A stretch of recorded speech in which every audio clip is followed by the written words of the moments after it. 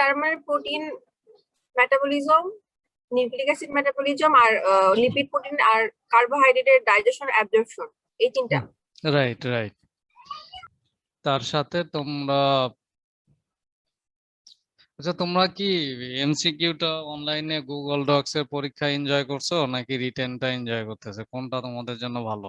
আর এমসিকিউটাই বেশি ভালো sir. Written হলে যে পাঠানোর বিষয়টা একটু বেশি টাফ হয়ে যায় স্যার, মানে মেল যেতে চায় না আর কি। কিন্তু স্যার এমসিকিউ এ যদি ডিসকানেক্ট হয়ে যায় তাহলে তো আবার প্রথম থেকে শুরু করতে হয়, সেক্ষেত্রে স্যার ভিডিও অন অফ এর একটা প্রবলেম হয়ে যায়। তো ভিডিও অন অফ এর ব্যাপারটা আমরা এখন নলেজ, সেটা হচ্ছে তোমাদের যদি দুইটা ডিভাইস থাকে তবেই তোমরা হয়তো ভিডিও অন করে রাখতে পারো, কিন্তু গুগল ডক্স এ তুমি যদি সেম লিংকে চলে যাও তখন তোমার ক্যামেরা অটোমেটিক অফ হয়ে যায়, রাইট? জি স্যার। জি স্যার। তো এইটার ব্যাপারে আমরা এখন নলেজ। এখন কোশ্চেন হচ্ছে তোমাদের পরীক্ষার টাইম হচ্ছে 2 ঘন্টা, রাইট? তোমাদের 2 ঘন্টা পরীক্ষার টাইম, তারপরে আমি যদি তোমাদেরকে গুগল ডক্স এ এমসিকিউ নিই 2 ঘন্টা, তোমাদের কতগুলো কোশ্চেন করব আমি, রাইট?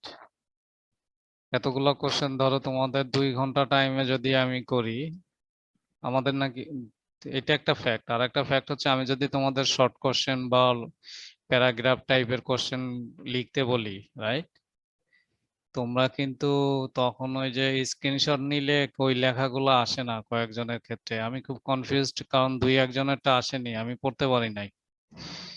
কিন্তু আমি পড়তে পারি নাই সে ঠিক লিখছে না বেঠিক লিখছে, যে মার্কস কম পাইছে তারে আমি কনসিডার করতে পারি যে তাকে একটা গ্রেড ইয়া করা যায়। কিন্তু যারা সুপার কম্পিটিশনে থাকবে, যারা 25-এর মধ্যে 20, 22, 23 পাবে, তাদের ক্ষেত্রে আমি কি করব?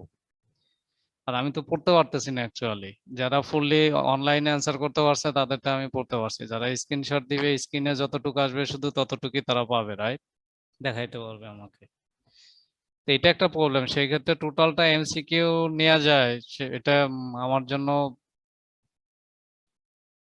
ভালো কিনা যায় না। আমি এই এই এই কারণে ভালো বলি যে তোমাদের অ্যাকচুয়ালি অফ ক্যামেরাতে, অন ক্যামেরাতে লিখলে আমরা হয়তো 4-5 জন দেখতে পারতেছি, ঠিক আছে, রিটেনে হয়তো সেটা দেখা যায়, কিন্তু গুগলে ওইটা দেখা যায় না। আর ক্যামেরা দিয়ে অ্যাকচুয়ালি তোমাদেরকে কি আটকানো সম্ভব বলো?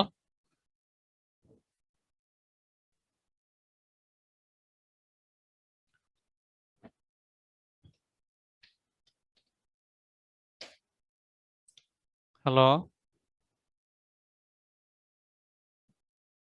তোমরা স্যার এখন 40 মার্কের এমসিকিউ এতটা একটু টাফই তো হয়ে যায়।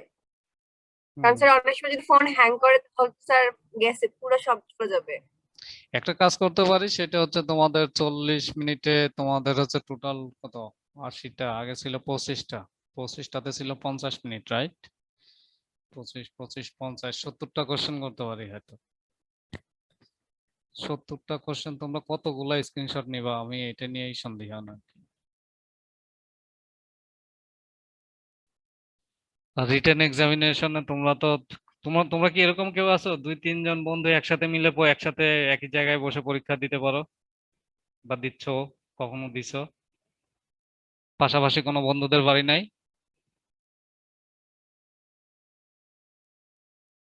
স্যার আমরা যদি একটু নিজেদের মধ্যে আলোচনা করে পরে আপনাকে জানাই যে আমরা এমসিকিউ দিতে আগ্রহী নাকি খাতায় লিখে, তাহলে কি কোনো প্রবলেম হবে?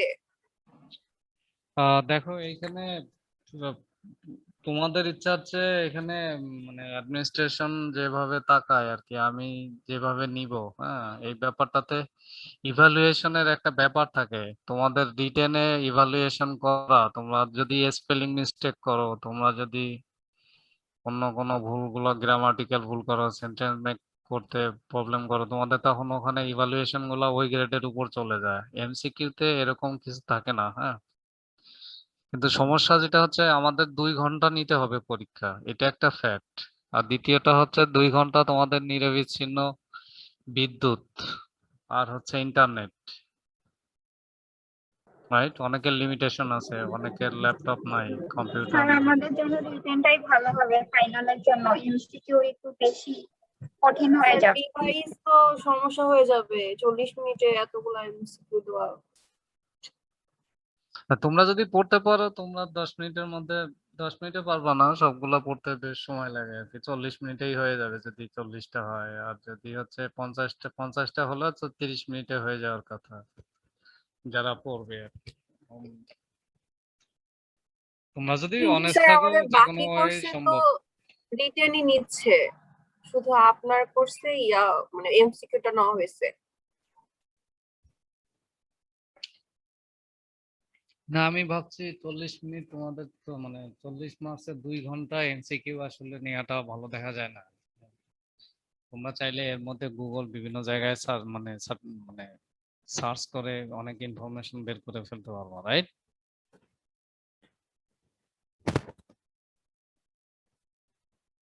তোমাদের আটকানো আমার ইচ্ছা না, আমি চাই তোমরা সবাই ভালো করো, আর পরীক্ষাটা দিলে মানে হয় রিটেন দেয়াই ভালো।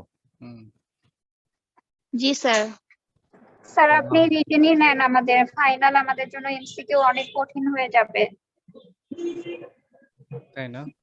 হুম।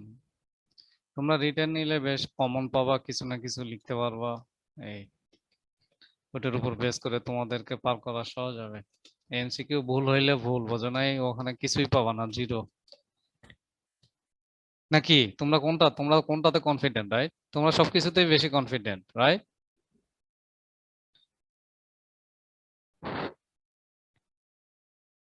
স্যার আমরা তোমাদের রিটেন দিতে চাই, এমসিকিউ না। স্যার ফাইনালের জন্য রিটেনটাই ভালো হবে। তাই? কুল। তোমরা তো এমসিকিউ তে সবাই অনেক ভালো করছো, তো এমসিকিউ ভালো হবে না কেন? স্যার আমাদের ফোন কাজ করে না, সেই দিন অনেকবার ফোন হ্যাং হয়েছে, অনেক কষ্ট করে পরীক্ষা দিচ্ছি। স্যার এমন হয়েছে একটা দাগাইতে গিয়ে আরেকটা দাগাইছি, মানে ফোন জানি। হ্যাং করে একটাতে টাচ করতে গিয়ে আরেকটাতে টাচ করছি, পরে স্যার ওইটা আর হয় নাই। যাই হোক, জানা থাকলো তোমরা তোমরা যে কিছু ডিফিকাল্টিস ফেস করবা, ইন্টারনেট, ফোন, বিদ্যুৎ সবকিছু মিলা টেকনিক্যাল ইস্যু। আর তোমাদের কেউ কেউ হয়তো এখনো ওই টেকনিক্যাল যে প্রবলেম গুলা, রাইট, এগুলা সম্পর্কে অনেকে হ্যান্ডেল করাতে তোমরা হয়তো এত বেশি অবগত না, বিশেষ করে গুগল ডকস, তারপরে গুগল স্প্রেডশিট, রাইট? এইসব ব্যাপারে তোমাদের জন্য একটু ডিফিকাল্ট। এইসব আমরা এখন নলেজ, আমরা বুঝি এটা, কিন্তু তারপরেও তোমাদের মানে সৎ ইচ্ছা, মানে আর একটা হচ্ছে তোমাদের মোটিভেশন থাকতে হবে, রাইট? তোমাদের মোটিভেশন এখন তোমরা যেগুলা চ্যালেঞ্জ মনে করতেছো বা ডিফিকাল্টিস বা চ্যালেঞ্জই বলবো আমি, তোমাদের টোটাল লাইফে এভাবে চ্যালেঞ্জ নিতে নিতে তোমরা আগাইতে থাকবা, এবং সে তত বেশি সাকসেসফুল যে তোমরা মনে করো না কেউ একজন ভালো আছে মানে তার প্রবলেম নাই বা তার কোনো চ্যালেঞ্জ নাই। সে ভালো আছে মানে সে চ্যালেঞ্জ গুলা ভালোভাবে হ্যান্ডেল করতে পারে বা চ্যালেঞ্জ নিতে সে অভ্যস্ত। তোমাদের প্রাইভেট লাইফ গুলাতে কিন্তু এরকমই হবে। ইন ফিউচার তোমরা যখন এখন যেটা করো, ইন ফিউচার তোমরা যখন প্রফেশনাল লাইফে যাবা তখন তোমাদের সবকিছু মানে শো করতে হবে প্রফেশনালিজম, রাইট? তো প্রফেশনালিজম শো করার ক্ষেত্রে তোমার ওয়ার্ক একটা স্ট্রেস, মানে ওয়ার্ক তোমাকে করতে হবে, তারপরে ফ্যামিলি থাকলে family, social activities, community develop করতে হবে, রাইট? তারপরে existing friend circle, new friend circle, তারপরে তোমরা যখন নিউলি ম্যারিড হবা বা তখন নিজের ফ্যামিলি, শ্বশুর বাড়ির ফ্যামিলি, বোধ ছেলে মেয়েদের ক্ষেত্রেই, রাইট? তারপরে নতুন বেবি হলে তাদের টেক কেয়ার প্লাস বাকি সবকিছু, কোনো কিছু কিন্তু থেমে থাকবে না। তখন নতুন নতুন ইনোভেশন আসবে তোমাদের লাইফে, সেই ইনোভেশন গুলোর সাথেও তোমাদের মানে সেটা ইনোভেশনটা হচ্ছে সোশ্যাল লাইফে, প্র্যাকটিক্যাল লাইফে, কর্মক্ষেত্রে, রাইট? সেই সব ট্রেনিং বা সেই লাইফের সাথে অ্যাডজাস্ট করা, তো এগুলোকে তোমরা স্বাভাবিক রুটিন হিসেবেই নাও যে এগুলো আমাদেরকে ফেস করতে হবে এবং এর সাথে অ্যাডাপ্ট করতে হবে ফিউচার লাইফে। তাহলে দেখবে এটা তোমাদের জন্য কোনো স্ট্রেসফুল নয়। এনিওয়ে আমার মনে হয় অলরেডি আমরা 10 মিনিট ক্রস করে ফেলছি, তো আমার মনে হয় আমরা এখন একটু প্র্যাকটিক্যাল ক্লাসেই যেহেতু আমরা আছি, প্র্যাকটিক্যাল নিয়ে কথা বলতে পারি, রাইট? তো তোমরা তো যে শিট গুলা পাইছিলা সেগুলা কি তোমরা কেউ প্রিন্ট করতে পারছো? তোমাদের হাতে কি এখন শিট গুলা আছে তোমাদের যে জি প্র্যাকটিক্যাল? স্যার, প্র্যাকটিক্যালি তো করি নাই স্যার, আমি ভাবছি প্র্যাকটিক্যাল খাতা তোমরা আস্তে আস্তে করো, কিন্তু আমি যদি এখন তোমাদের প্র্যাকটিক্যাল সম্পর্কে কথা বলি, সেই শিটগুলো কি তোমাদের কাছে আছে? তোমরা কি দেখে দেখে সেগুলো ইয়া করতে পারবা, বুঝতে পারবা? স্যার এখনো করা হয়নি আমাদের এই যে তো তার জন্য স্যার পরীক্ষার প্রেসারে তো টাইম পাই নাই। প্র্যাকটিক্যালের ব্যাপারে আমি তোমাদেরকে শিট দিছি, এখন আমি তো ভাবছিলাম যে ওইটা দেখে দেখে তোমাদেরকে কিছু ব্যাপার বলবো। হ্যাঁ, আমি তো আর এটাকে এখানে স্লাইড করার কিছু নাই, স্লাইডও যা, বরং তোমার ওই শিটে আরো বেশ কন্টেন্ট গুলো ভালো লেখা আছে, রাইট? আমি ভাবছিলাম ওইটার উপরেই করলাম। তোমাদের কাছে যদি এটা না থাকে তাহলে তো বুঝতে পারবা না তোমরা, আমি কথা বললেও, রাইট? স্লাইড শেয়ার করে বুঝালে একটু ভালো হয়। তোমাদেরকে তো শিট সবকিছু দিয়ে দিচ্ছি, তারপরেও স্লাইড লাগবে? স্লাইড তো আমি করিনি।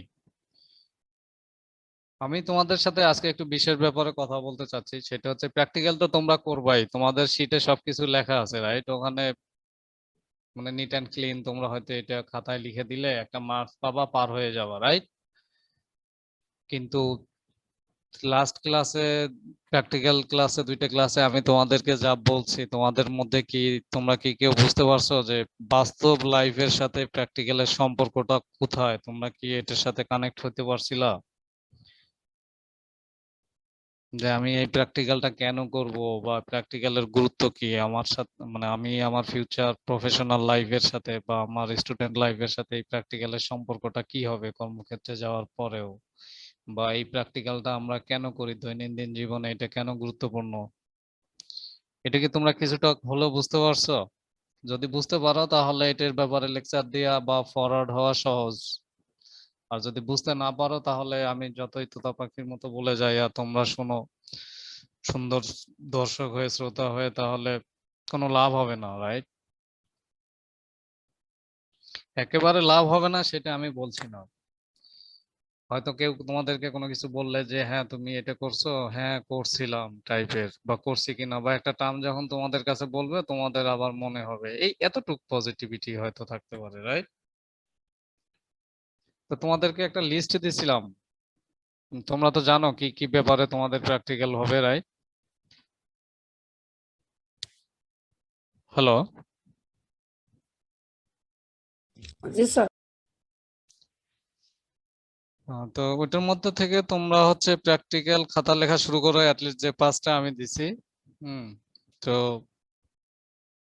এরপরে তোমাদের জন্য আমি হচ্ছে আর একটা শীট করব, সেই শীটটা করব কিসের উপর, তোমাদেরকে কোনটা কোনটা দিছিলাম কেউ একজন বলতে পারবা? একটা হচ্ছে DNA isolation and characterisation, right? আর একটা ছিল থিন লেয়ার ক্রোমাটোগ্রাফি। হ্যালো?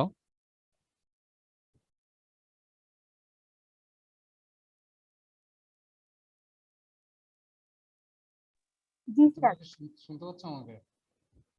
আর বাকি যে 3টা দিছিলাম তার মধ্যে সম্ভবত ছিল একটা হচ্ছে প্রোটিন কনসেন্ট্রেশন স্যার মেজারমেন্ট। কথা শুনতে পাচ্ছি না, সাউন্ড অনেক আস্তে আসতেছে।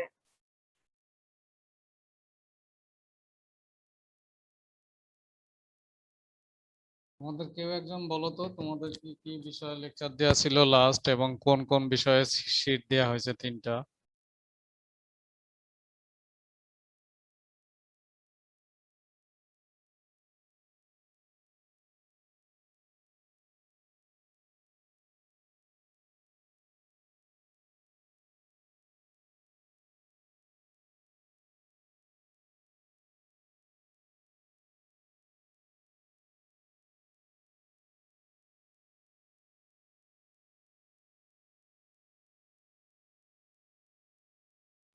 Sir প্র্যাকটিক্যালের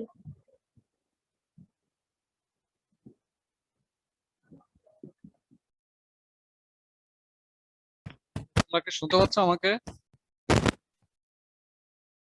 hello? স্যার স্যার এখন শুনতে পাচ্ছি, ও এতক্ষণ শুনতে পাওনি? এর আগে স্যার শুনতে পাইনি। So sad. যাই হোক, আমি তোমাদেরকে হচ্ছে থিন লেয়ার ক্রোমাটোগ্রাফি আর হচ্ছে DNA extraction and characterisation, right? বা ডিএনএ আইসোলেশন এন্ড ক্যারেক্টারাইজেশন, পরে তোমাদেরকে যে ওই দুইটার ব্যাপারে আমি লেকচার দিছিলাম ফুল ওই ব্যাপারগুলো, আর একটা ছিল safety issue in laboratory, right? কোন কোন ব্যাপারগুলো সেফটি ইস্যু, কিভাবে সলিউশন তৈরি করবা, এটা ওভারঅল ক্লাস নিছিলাম, আর পরের ক্লাসে ওইটা নিছিলাম আর কি। তো সেখানে তোমরা হচ্ছে সেফটি ইন দা ল্যাবরেটরি, এটা অলরেডি তোমাদের লেকচারে বলছি, তোমরা শিটও পাইছো। আর একটা হচ্ছে থিন লেয়ার ক্রোমাটোগ্রাফি ক্লিয়ার, আর একটা ছিল হচ্ছে ডিএনএ আইসোলেশন। বাকি দুটো হচ্ছে তোমার কালার টেস্ট প্রোটিন, রাইট?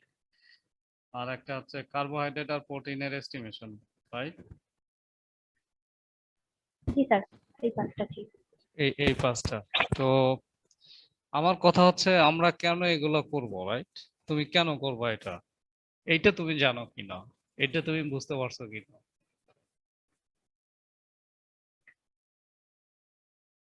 তোমাদের ক্ষেত্রে তোমরা কি কেউ বলতে পারবা যে একজন আমাকে বলো তো থিন লেয়ার ক্রোমাটোগ্রাফি আমরা কেন করি, বা এর গুরুত্বটা কি, কি কারণে এটা আমাদের জানা ইম্পর্টেন্ট, বা এই সিস্টেমটা আমরা করে কি ধরনের কাজ করতে পারি? থিন লেয়ার ক্রোমাটোগ্রাফি এটা সম্পর্কে আমি তোমাদের লেকচার বলছি। Anyone please.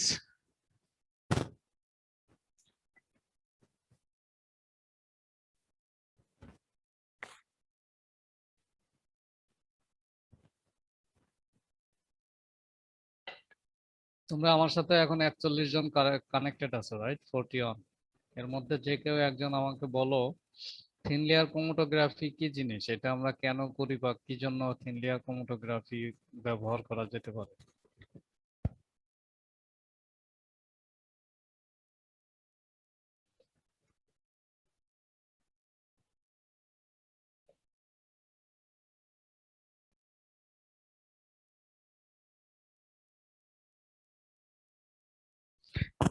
তোমরা নিজের থেকে বলবা নাকি আমি নাম বলবো?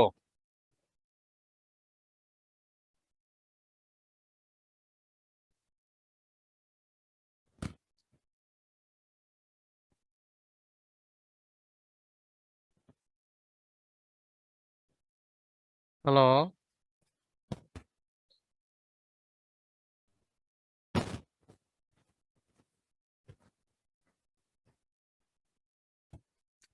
তোমরা শুনতে পাচ্ছ না আমাকে, রাইট?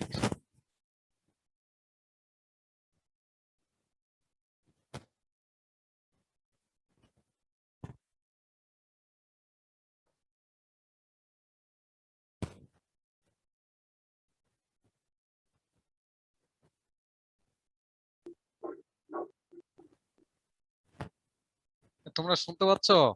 তোমরা না বলতে পারলে বলো, আমি আমি শুরু করছি, সমস্যা নাই, কিন্তু তোমরা শুনতে পাচ্ছ কিনা বলো। শুনতে পাচ্ছি। তোমরা কি ভুলে গেছো যে আমরা ডিএনএটা কি কি কাজে লাগাইতে পারি, ডিএনএ আইসোলেশন করে যে আমরা স্যার ক্যারেক্টারাইজেশন। খেয়াল রাখি কিছুটা স্যার, ডিএনএ আইসোলেশনের মাধ্যমে আমরা স্যার মানে কোনো একটা স্যার ডিএনএ ফিঙ্গারপ্রিন্টিং এর কথা বলছিলেন মেবি। তুমি কি সিনথিয়া মিশু বলছো? জি স্যার, আমরা স্যার কোনো একটা অর্গানিজম সম্পর্কে তথ্য জানতে পারি ডিএনএ আইসোলেশনের মাধ্যমে। আর তারপর স্যার ওই যে অপরাধী শনাক্তকরণের ক্ষেত্রে, কুল, সেটা হতে পারে। আর তারপর স্যার আপনি ক্যান্সার নিয়েও কিছু কথা বলছিলেন যে ক্যান্সার রোগীদের জন্য নাকি স্যার অতটা মনে আসতেছে না, তবে আপনি বলছিলেন আর কি যে আপনি ক্যান্সার নিয়ে করছিলেন।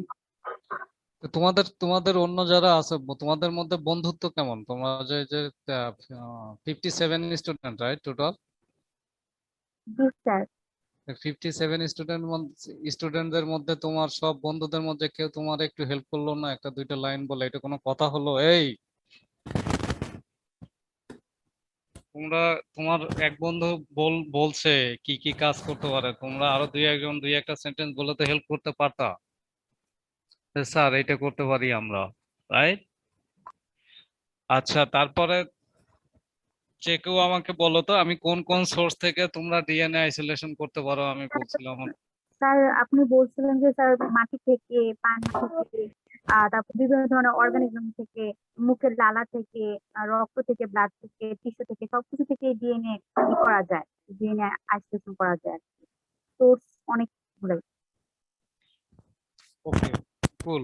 তুমি বলছো ভালো, আমি খুশি হয়েছি। তো আমি তোমাদেরকে হচ্ছে আজকে কিছু ওভারঅল ডিসকাশন করব। হ্যাঁ, ওভারঅল তোমরা একটু মনোযোগ দিয়ে শুনো যে প্র্যাকটিক্যাল গুলো তোমরা কেন করবা, কিভাবে করবা এবং এর গুরুত্বটা কি। জাস্ট ওভারঅল ডিসকাশন এবং তোমাদের জানার জন্য। আমার ধারণা তোমাদেরকে ফার্স্ট যে লেকচারটা আমি লং 2 ঘন্টার লেকচার দিছিলাম, তার মধ্যে তোমাদের সেফটি ইস্যুর সাথে কিভাবে তোমরা হচ্ছে সলিউশন তৈরি করবা, রাইট? ল্যাবরেটরিতে কোন সব ব্যাপারে তোমাদের কেয়ারফুল থাকতে হবে, সেফটি ইস্যু রিলেটেড থিংস। আর একটা হচ্ছে তোমরা কিভাবে সলিউশন তৈরি করতে পারো, সলিউশন কিরকম হতে পারে, right? Volume by volume, W by W, W by V, V by V, right? তারপরে হচ্ছে কনসেন্ট্রেশন মেজারমেন্টের ক্ষেত্রে তোমরা এই যে ফেলিং সলিউশন দিয়ে বা প্রোটিন কনসেন্ট্রেশন মেজার করো। তারপরে ওই যে তোমরা আরেকটা টাইট্রেশন মেথড তোমরা জানো, রাইট? কেউ কেউ হয়তো বায়োইউরেট মেথড বলবো, রাইট? বায়োইউরেট নাকি মেথড একটা আছে না, ওই যে তোমরা ডাই দিয়ে অ্যাসিড টাইট্রেশন করে কি পরিমাণ ভলিউম তোমার আননোন সলিউশনের দিলা, তার কনসেন্ট্রেশন মেজার করবো। বাকিগুলো তুমি জানো, রাইট? নোন এন্ড আননোন কনসেন্ট্রেশনের হচ্ছে তুমি অ্যাসিড বেস টাইট্রেশন রিঅ্যাকশন করে ডাইয়ের মাধ্যমে, রাইট? যখন কালার চেঞ্জ হয় কি পরিমাণ ভলিউম লাগলো আর কি পরিমাণের কনসেন্ট্রেশন তুমি ইউজ করছো, সেইখান থেকে তুমি হচ্ছে concentration and volume, right, of known and unknown মলিকুলের এই ভ্যালু গুলা বসাইয়ে তুমি V1S1 ইকুয়াল টু V2S2 তোমরা এইচএসসি তে করছো। এগুলো তোমাদের কাছে খুব ক্লিন, রাইট? মেমোরিতে আছে। বরং আমার কাছে এটা খুব ওল্ড, রাইট? আমি ভুলে গেছি হয়তো, তাই তো? স্যার ওই নিউট্রিশনের যে সূত্রটা V1S1 V2S2। হুম, রাইট। এটা তোমাদেরকে তোমাদের এইসব কনসেন্ট্রেশনের ক্ষেত্রে লাগবে। আর একটা হচ্ছে কিছু ফ্যাক্টরস। তো তোমাদের যে কয়টা প্র্যাকটিক্যাল আছে তার মধ্যে আমি তোমাদেরকে, সরি তোমরা মনে হয় মিস করছো, যে কয়টা প্র্যাকটিক্যাল আছে তার মধ্যে আমি আমি পাঁচটার সাথে আমি তোমাদের আজকে 2টা প্র্যাকটিক্যাল আরো নাম বলি। সেটা হচ্ছে তোমাদের যে লিস্টের মধ্যে একটা মনে হয় সফনিফিকেশন রিঅ্যাকশন রিলেটেড সামথিং ছিল, right? Qualitative evaluation of fish oils, right? তোমরা তো ফিশারিজের। তো তোমাদের যদি বলা হয় যে অ্যাকচুয়ালি তোমরা যদি একটু মোর স্পেসিফিক হও যে তোমাদের কোন কোন, আমি কি বাংলা লেকচার দিব নাকি ইংলিশে নাকি মিক্সড? স্যার আমি আমাদের, আমি শিওর, রাইট? আমাদের কোনো ইয়া নাই, ইন্টারন্যাশনাল স্টুডেন্ট নাই তো। তোমাদের যদি বলা হয় যে একটা মাছ দেয়া হইলো, যে ধরো তুমি একটা মাছ, তুমি তোমার হচ্ছে ল্যাবরেটরিতে তুমি চাও যে আমি নতুন প্রজাতির একটা মাছ তৈরি করব, তো তোমরা সেই ক্ষেত্রে এটা এটা হচ্ছে তোমার জন্য চ্যালেঞ্জ দেওয়া হলো যে who of you would like to do MSc thesis in your class, right? So you want to do thesis or PhD. In that case, you need to select a project. What do you exactly want to do, right? For your MSc thesis or PhD thesis. তোমরা PhD এবং thesis এ কি করতে চাও? তো তোমাদের তো নতুন একটা টপিক দেয়া লাগবে, রাইট? একটা হচ্ছে প্রজেক্ট জমা দিতে হবে, যা যে প্রজেক্টে কাজ করতে হবে। তুমি কিছু একটা করতে চাও, এখন তোমার মাথার মধ্যে তোমাকে তো কিছু একটা করতে হবে, তুমি সেটা কিভাবে করবা? হ্যাঁ, আমি হচ্ছে এই এই এই প্রজাতির একটা নতুন প্রজাতির মাছ একটা ইনোভেশন করতে চাই, রাইট? ইনোভেশন বলতে ব্রিডিং করে নতুন একটা 2টা মাছ আছে, রাইট? তোমরা জানো। তো তোমরা ব্রিডিং সম্পর্কে হয়তো তোমাদের ধারণা আছে, আমি ব্রিডিং এ এক্সপার্ট না, কিন্তু এইচএসসি লেভেলে আমার বায়োলজিক্যাল সায়েন্স নলেজে যতটুকু আছে, জেনেটিক লেভেলে যতটুকু আছে আমি জানি, সেটা হচ্ছে তুমি ক্রস করলা, রাইট? 2টা মাছের ইসের মধ্যে ব্রিডিং করলা। তো ব্রিডিং করলে F1 F2, রাইট? তারপরে নতুন জেনারেশন আসলো আর একটা। তো বলা হলো যে হ্যাঁ তুমি নতুন একটা মাছ ব্রিডিং করে করতে পারলা, তুমি ব্রিডিং রিলেটেড সবকিছু জানো, এটা এক্সপেরিমেন্টাল মেথড সিস্টেম তুমি অলরেডি এস্টাবলিশ করলা। এখন নতুন যে ভ্যারাইটিটা তুমি ডেভেলপ করলা মাছের, রাইট, ফিশের, তোমরা কি আমাকে শুনছো? জি স্যার। এখন সেই মাছের গুণাগুণ বলা হলো যে নিউট্রিশনাল অ্যানালাইসিস গুলা করে দেখো, তুমি ভ্যারাইটি করে এটা কি খাওয়ার উপযুক্ত হলো, মানে এটা কি নিউট্রিশনাল হেলদি, রাইট? এর কোনো অ্যাডভার্স ইফেক্ট আছে কিনা বডিতে। তো এরকম কয়েকটা মানে ক্যারেক্টারিস্টিক মেজার করার জন্য তোমাদের 5 জনকে 5টা প্রজেক্ট দেওয়া হলো সেম মানে মেইন প্রজেক্ট থেকে 5টা কাজ তোমরা ভাগ করে নিবা, 5জন থিসিস করবা, কারণ ফুল ওয়ার্ক করা তোমাদের জন্য ডিফিকাল্ট। তোমরা কি করতে পারবা? তোমরা কি বলতে পারবা যে হ্যাঁ হ্যাঁ আমি এইটা নিতে চাই বা আমি এই কাজটা করতে চাই, রাইট? ইউজুয়ালি মাছের নিউট্রিশনাল অ্যানালাইসিস করে মাছে কি কি আছে। তুমি একটা ফিশ তুমি ধরো ইয়া করলা, ব্রিড করলা, বা তোমার অলরেডি একটা এক্সিস্টিং ফিশ স্যাম্পল তোমাকে দেয়া হইলো, বলা হলো যে এই মাছ থেকে তুমি হচ্ছে নিউট্রিশনাল অ্যানালাইসিস করে তুমি অ্যাকচুয়ালি কি কি পাইতে পারো বলো তো? তোমরা বায়োকেমিস্ট্রি অফ প্রোটিনের পরিমাণ, এর পরিমাণ, বা ওমেগা 3 এই টাইপের ফ্যাটি অ্যাসিড। কি বললা? প্রোটিন বললা, কেউ কেউ কার্বোহাইড্রেট আছে মাছের মধ্যে? না স্যার, তাহলে শুধু প্রোটিন আছে, রাইট? আর কি আছে? স্যার লিপিড আছে, লিপিড আছে, আর কি আছে? Fatty acid. আর লিপিড যখন বলছো, ফ্যাটি অ্যাসিড বলছো, ওকে তোমরা ফিশ অয়েল বলতে পারো, রাইট? পার্টিকুলারলি কেউ যদি বলে যে আমি হচ্ছে 3 ওমেগা ফ্যাটি অ্যাসিড নির্ণয় করবো, রাইট? কেউ যদি বলে মিনারেল আছে কিনা, মিনারেল কনসেন্ট্রেশন মেজার করব, কেউ যদি বলে যে ফসফরাস ক্যালসিয়াম লেভেল মেজার করব, কি তোমরা বোন পাবা না মাছের ফিশ বোন থেকে? ক্যালসিয়াম। হ্যাঁ, তো তোমাদের কোনো একজনকে বলা হলো যে ফিশ বোন থেকে তোমরা হচ্ছে ক্যালসিয়াম আর হচ্ছে ফসফরাস রেশিও মেজার করো বা ফসফরাস ক্যালসিয়াম কন্টেন্ট মেজার করো, রাইট? ফিশ খাইলে, ফিশের বোন খাইলে তো আমরা অনেক ক্যালসিয়াম বা ফসফরাস পাই, right? Mineral, vitamin E, E capsule সম্পর্কে তোমাদের ধারণা আছে? ভিটামিন ই ক্যাপসুল, এটা ফিশ অয়েল থেকে বানানো হয় না? ফিশ থেকে না? ফিশ সোর্স তো অনেকটা, রাইট? জি স্যার। তারপরে তোমাদের অনেকের মাথা চুল পড়ে যায়, অনেকের চুল ভালো আছে ঠিকই থাকে, আর অনেকের মাথা চুল পড়ে যায় বা ভেঙে যায়। এর জন্য কত রকমের আইডিয়া না বাংলাদেশে, অনেক ইনোভেটিভ আইডিয়া আছে। কেউ ওই যে মেহেদি দিবে, কেউ হচ্ছে তোমার ওই যে কি পেঁয়াজের রস দিবে, কেউ রসুনের রস দিবে, বিভিন্ন রকম থেরাপিউটিক এজেন্ট আছে, স্যার রাইট? ডিম দেয়, স্যার কেউ কেউ ডিমও দেয়। ভিনেগার, স্যার ডিম। বিন, স্যার পেঁয়াজের রস। Right right right. তো এগুলো দেয়, এগুলো কেন দেয়? আর চুল চুল ভাঙার একটা কারণ হচ্ছে তুমি ভিটামিনও খাচ্ছ, মিনারেলও খাচ্ছ, রাইট? ট্রেস এলিমেন্টের কথা বলে থাকি আমি নর্মালি, যেগুলো খুব ট্রেস এলিমেন্ট। তো তোমার trace element, that means vitamin আর মিনারেলের যদি ইমব্যালেন্স হয়, কেউ প্রচুর পরিমাণে মিনারেল খাইছে কিন্তু ভিটামিনের ব্যালেন্স নাই, কেউ অনেক মানে ভিটামিন খাচ্ছে তার মিনারেলের ব্যালেন্স নাই, তার ডায়েট সোর্স যেটা ব্যালেন্স ডায়েট, তোমাদের ব্যালেন্স ডায়েটটা পড়ানো হয়নি। তো ব্যালেন্স ডায়েটে যেটা হচ্ছে যে তোমার প্রতিদিনের ডায়েটে কি পরিমাণ কার্বোহাইড্রেট আছে, কি পরিমাণ প্রোটিন আছে, কি পরিমাণ ভিটামিন বা মিনারেল তোমার প্রতিদিনের যা দরকার, তোমার সেই ফুড সোর্স গুলো এমন ভাবে সিলেক্ট করা লাগবে যেটা তোমার প্রতিদিনের নিউট্রিয়েন্ট তোমার বডিতে কভার করবে। তোমরা যারা বায়োকেমিস্ট্রির সম্পর্কে জানো বা তোমরা যারা সচেতন, তোমরা এমন ভাবে ব্যালেন্স ডায়েট করবা যেটা ভালো লাগবে শুধু সেইটা খাবা, রাইট? তার মানে হচ্ছে কিছু তোমার বডিতে এক্সেস ঢুকে গেল আর কিছু তোমার বডি পাচ্ছে না। তো যারা ভালো লাগা নিয়ে সুখী জীবন যাপন করছো, যে আমি এটা খাচ্ছি, এটা আমার খুব ভালো লাগে, হ্যাঁ, আর বাকিগুলা খাচ্ছ না, তারা কিন্তু বিপদে আছো। So be careful. Now come to the point. এখন তুমি হচ্ছে যে ফ্যাটি অ্যাসিড আছে মাছের মধ্যে বললা, রাইট? এই ফ্যাটি অ্যাসিড বা অয়েল মেজার করবা, রাইট? এখন তুমি ফ্যাটি অ্যাসিড বা অয়েল মাছ থেকে আলাদা করলা, এরপরে ইন্ডাস্ট্রিতে যদি তুমি এটা করো, কেউ যখন ইন্ডাস্ট্রিতে চাকরি করবা, তখন এই ফ্যাটি অ্যাসিডের কোয়ালিটি বা ক্যারেক্টারাইজেশন করবা তোমরা, যে এটা কতদিন রাখা যাবে, এটারে কিভাবে প্যাকেজিং করতে হবে, রাইট? কাস্টমারের কাছে এই ক্যাপসুল যাবে বা এটা বাতাসে আমি কত মানে বাতাসে এক্সপোজার, তোমরা কি ফ্যাট ডেনসিটি সম্পর্কে জানো, রাইট? তোমরা তো বায়োমলিকুলস যখন পড়াশোনা করছো তখন লিপিড পড়েছো, রাইট? জি স্যার। আচ্ছা, কেউ একজন আমাকে বলতে পারবা যে লিপিডের মধ্যে তোমরা সফনিফিকেশন রিঅ্যাকশন পড়ছো বা র্যান্সিডিটি অফ ফ্যাট পড়ছো?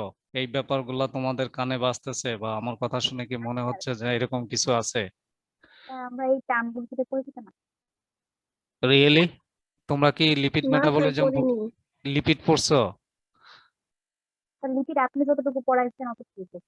আমি তো লিপিড মেটাবলিজম পড়াইছি, কিন্তু বায়োমলিকুল যেটা lipid molecule, lipid carbohydrate protein normally metabolism না, রাইট? বায়োমলিকুলস হিসেবে ম্যাক্রো বায়োমলিকুলস হচ্ছে দুই রকমের, একটা হচ্ছে ম্যাক্রোমলিকুলস আর একটা হচ্ছে তোমার মাইক্রোমলিকুলস, রাইট? তো মাইক্রোমলিকুলস যেটাকে বলা হয় trace element, very small amount, যেগুলো হচ্ছে মিনারেল আর ভিটামিন, রাইট?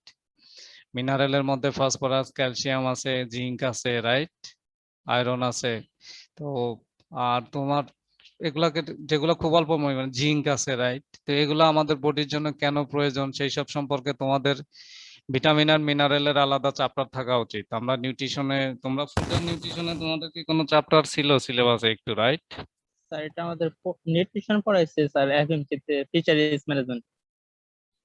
নিউট্রিশন কে পড়াইছে? স্যার ফিশারিজ ম্যানেজমেন্ট ডিপার্টমেন্টে ফিশ প্যাথোলজিতে এটা পড়াইছে। ফুড এন্ড নিউট্রিশন মানে নিউট্রি প্যাথোলজি একটা স্যার শীট দিয়েছিল, এখানে স্যার মানে বিভিন্ন ভিটামিনের অভাবে কোন কোন কি কি ইয়া রোগ হয় এই সমস্ত জিনিসগুলো পড়াইছে। ফুড অ্যান্ড নিউট্রিশন নামে আমাদের একটা কোর্স আছে, কিন্তু এখনো করানো হয়নি স্যার এটা। ও, আই সি। তোমাদের যদি এখনো না পড়ানো হয় তাহলে তোমরা হয়তো ফিউচারে পড়বা, দ্যাটস গ্রেট।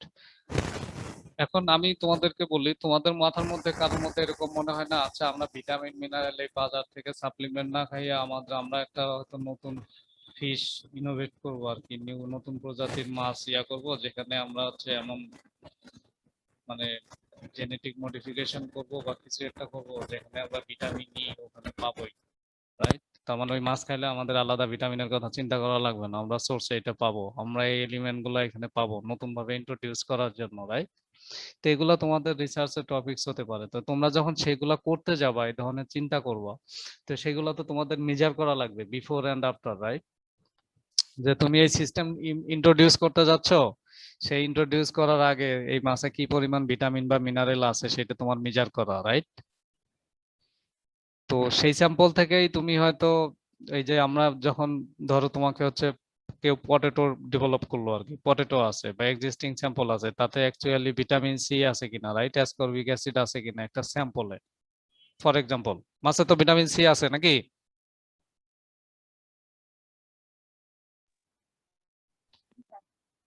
মাছে ভিটামিন সি আছে? না স্যার, না স্যার। হ্যাঁ, কেউ যেন একজন বললা যে আছে, সে মাছটা রান্না করে খায় তারপরেও ভিটামিন সি পায়, রাইট?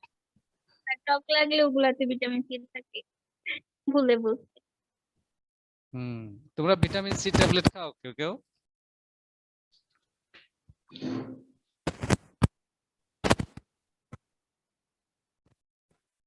ভিটামিন সি ট্যাবলেট খেয়েছো কেউ? সাপ্লিমেন্ট খেয়েছো? জি স্যার।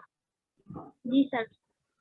সেগুলো রান্না করে খেলে কি পাওয়া যায় ভিটামিন সি? মাছের ধরো ভিটামিন সি আছে, কেউ একদম বললা রান্না করে তুমি মাছ খাও, তারপরেও কি ভিটামিন সি পাবা? না স্যার, তাতে ভিটামিন সি আর তুমি যদি ইনজেক্ট করে ঢুকাও তারপরে তুমি খাইলে ভিটামিন সি পাবা না, কারণ ভিটামিন সি রান্না করলে নষ্ট হয়ে যায়, রাইট? কোন সোর্সে, ইভেন ভেজিটেবলে যদি ভিটামিন সি থাকে রান্না করলে নষ্ট হয়ে যাবে। তো ভিটামিন সি তোমরা একটা জানো ওয়াটার সলিউবল ভিটামিন, এটা তো এটা এটা আমার বলার উদ্দেশ্য না, আমি বলতেছি তোমরা যখন, আমার বলার উদ্দেশ্য ভিটামিন ই মেজার করবা, রাইট? তারপরে প্রোটিন আছে, প্রোটিনের কনসেন্ট্রেশন মেজার করবা, যে এটাতে কি একটা পার্টিকুলার প্রোটিন কি কনসেন্ট্রেশনে আছে, স্যাম্পল বানাইয়া তারপর হচ্ছে তুমি ওই যে কেন প্রোটিন কনসেন্ট্রেশন মেজার তোমাদের যে শীট দিছি ওখানে কি কি কি রিঅ্যাকশন আছে না, মিলন্স রিঅ্যাকশন না কি আছে না, তারপরে বায়োরেট টেস্ট আছে না, এইসব টেস্ট করে তোমরা কি করো, প্রোটিন কনসেন্ট্রেশন মেজার করো যে এই প্রোটিনটা এই অনুপাতে এখানে আছে, রাইট? তারপরে আর একটা তোমাদেরকে যে থিন লেয়ার ক্রোমাটোগ্রাফি বলছিলাম, এটারও তোমরা ইউজ করতে পারো, যে কি কি পরিমাণ, আমি হচ্ছে আমার কাছে নোন অনেকগুলো স্যাম্পল আছে থিন লেয়ার ক্রোমাটোগ্রাফিতে, এখানে তোমার যে স্টেশনারি ফেজ আর মোবাইল ফেজের কথা বলছিলাম, এই mobility reference number, right? Reference পরিবর্তে আমার মনে হয় রিটেনশন বলা ভালো তোমাদের জন্য, যে তুমি যখন সলিউশন ওইটা দিয়ে পাস হবে তখন হচ্ছে তোমার ওই অ্যামাইনো অ্যাসিড গুলোও পাস হবে, রাইট, তার ভিতর দিয়ে। তো কিন্তু স্টেশনারি ফেজের ইটসেলফ সে ওইটাকে ওর মধ্যে কাগজের মধ্যে বা থিন লেয়ার, যদি ক্রোমাটোগ্রাফি, যদি পেপার ক্রোমাটোগ্রাফি বলে, তাহলে সে ওই সেলুলোজ যে স্টেশনারি ফেজ আছে সেখানে তাকে রিটেনশন করতে চাবে, ধরে রাখতে চাবে, কিন্তু সলভেন্টটা যখন পাস হবে তার সাথে সাথে সে পাস হবে। এই যে যে রিটেনশন ফ্যাক্টর আর এফ ভ্যালু বলে, যে কত দূর পার হলো, মানে সলভেন্ট কত পর্যন্ত গেল আর তোমার সলিউটটা বা প্রোটিনটা তুমি যখন নিনহাইডিন টেস্ট করবা ওখানে স্প্রে করবা তোমার হচ্ছে নিনহাইডিন রিয়েজেন্ট দিয়ে, তখন হচ্ছে ওখানে কালার ফর্ম করবে, রাইট? তোমাদের কি মনে পড়ে যে স্পট গুলো ছিল কাগজের উপর থিন লেয়ার ক্রোমাটোগ্রাফিতে? জি স্যার। তখন আমি তোমাদের যে প্রিন্সিপালটা বলছিলাম যে কি পরিমাণ কত দূরত্ব সে ভিজিট করলো তার রিটেনশন ফ্যাক্টর, রাইট, আরএফ ভ্যালুর উপর নির্ণয় করে স্ট্যান্ডার্ডের সাথে কম্পেয়ার করে, রাইট, তুমি তখন হচ্ছে নির্ণয় করতে পারবা যে আমার এই আননোন স্যাম্পলে এই প্রোটিনটা আছে, রাইট? তুমি যেহেতু অনেকগুলো স্ট্যান্ডার্ড দিবা যে প্রোটিনের নাম তুমি জানো, যদি আরএফ ভ্যালু বা ওই ডিসটেন্স যেটা সে হচ্ছে মুভ করে এটা যদি তোমার স্ট্যান্ডার্ড যেটা জানো তার সাথে কম্পেয়ার করে দেখো সেম লাইনে, তার মানে ওইটা ওর মধ্যে আছে, যদি না থাকে তার মানে নাই। তো তোমার এই ধরনের টেস্ট যখন তুমি এইচপিএল সিএলসিমার সম্পর্কে তোমাদের হয়তো কোনো ধারণা নাই, এটা হচ্ছে তোমার কোনো মিক্সচার থেকে বা অনেকগুলা প্রোটিনের থেকে তুমি হচ্ছে molecular weight based, right? HPL সিএলসিমাস আর আছে লিকুইড ক্রোমাটোগ্রাফি যেটা এইচপিএলসি, সেটা সেটা দিয়ে হচ্ছে তোমার ওই যে মলিকুলার ওয়েটের উপর বেস করে কলামের ভিতর দিয়ে পাস হবে, তুমি একটা একটা করে পাস হবে, তো প্রত্যেকটা মলিকুলের জন্য তুমি ওখানে একটা পিক পাবা, রাইট? তার মলিকুলার ওয়েট নির্ণয় করতে পারবা এইচপিএল যখন ওর সাথে যখন এলসি মাস থাকবে, তখন ওই মলিকুলটা আছে কিনা সেটা হচ্ছে তুমি জানতে পারবা ডকুমেন্টারি আর কি, ডকুমেন্টেশনের মাধ্যমে। কিন্তু সেটা খুবই এক্সপেন্সিভ এইচপিএলসি।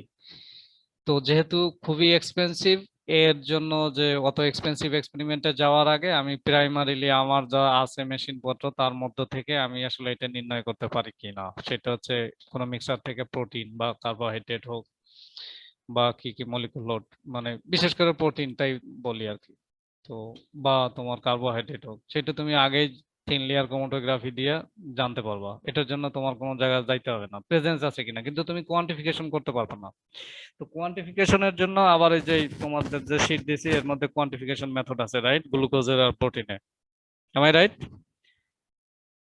তো তোমরা এভাবে এভাবে করতে পারো, এটাই হচ্ছে প্র্যাকটিক্যাল থিওরি, যে মানে এই থিওরি গুলা ইউজ করে তুমি যখন এক্সপেরিমেন্ট করবা এই প্রিন্সিপাল গুলা ইউজ করে সেই যে ডেটাটা পাবা, তুমি ডেটা দিয়ে তোমার হচ্ছে টার্গেট যে মলিকুল আছে তাদের ক্যারেক্টারিস্টিক্স নোন ভ্যালু বের করা, রাইট? ফর এক্সাম্পল তুমি ফিশ ফিশ থেকে তুমি কিছু ওই যে বললা 3 ওমেগা ফ্যাটি অ্যাসিড আছে নাকি, কেউ একজন বললা, রাইট? কিছু অ্যামাইনো অ্যাসিড আছে, রাইট, কিছু প্রোটিন আছে, হোয়াটএভার, তুমি এর ক্যারেক্টারাইজেশন করলা, তারপরে ধরো ফিশ অয়েল আছে, রাইট? ফিশ অয়েলের র্যানসিডিটি র্যানসিড ফ্যাট, ও যেটা বলতেছিলাম যে তোমরা যদি লিপিডের মধ্যে র্যানসিডিটি বা সফনিফিকেশন পড়ার কথা, সফনিফিকেশন হচ্ছে তোমার লিপিডের ক্যারেক্টারিস্টিক, আমি যখন তোমাদেরকে লেকচার দিছিলাম তখন লিপিড কিভাবে হয়, রাইট? তোমার হচ্ছে কি বলছিলাম, গ্লিসারলডিহাইড আর কি ফ্যাটি অ্যাসিড চেইন, রাইট? এটার হচ্ছে তোমার মানে স্টারিফিকেশন রিঅ্যাকশনের মাধ্যমে কি হয়, লিপিড হয়, তাই তো? তো লিপিড ভাঙলে তুমি অ্যাকচুয়ালি পাবা কি, ফ্রি ফ্যাটি অ্যাসিড আর হচ্ছে গ্লিসারল, যে দুইটা দিয়ে এটা হয়, ভাঙলে তো তাই পাবা নাকি? জি স্যার।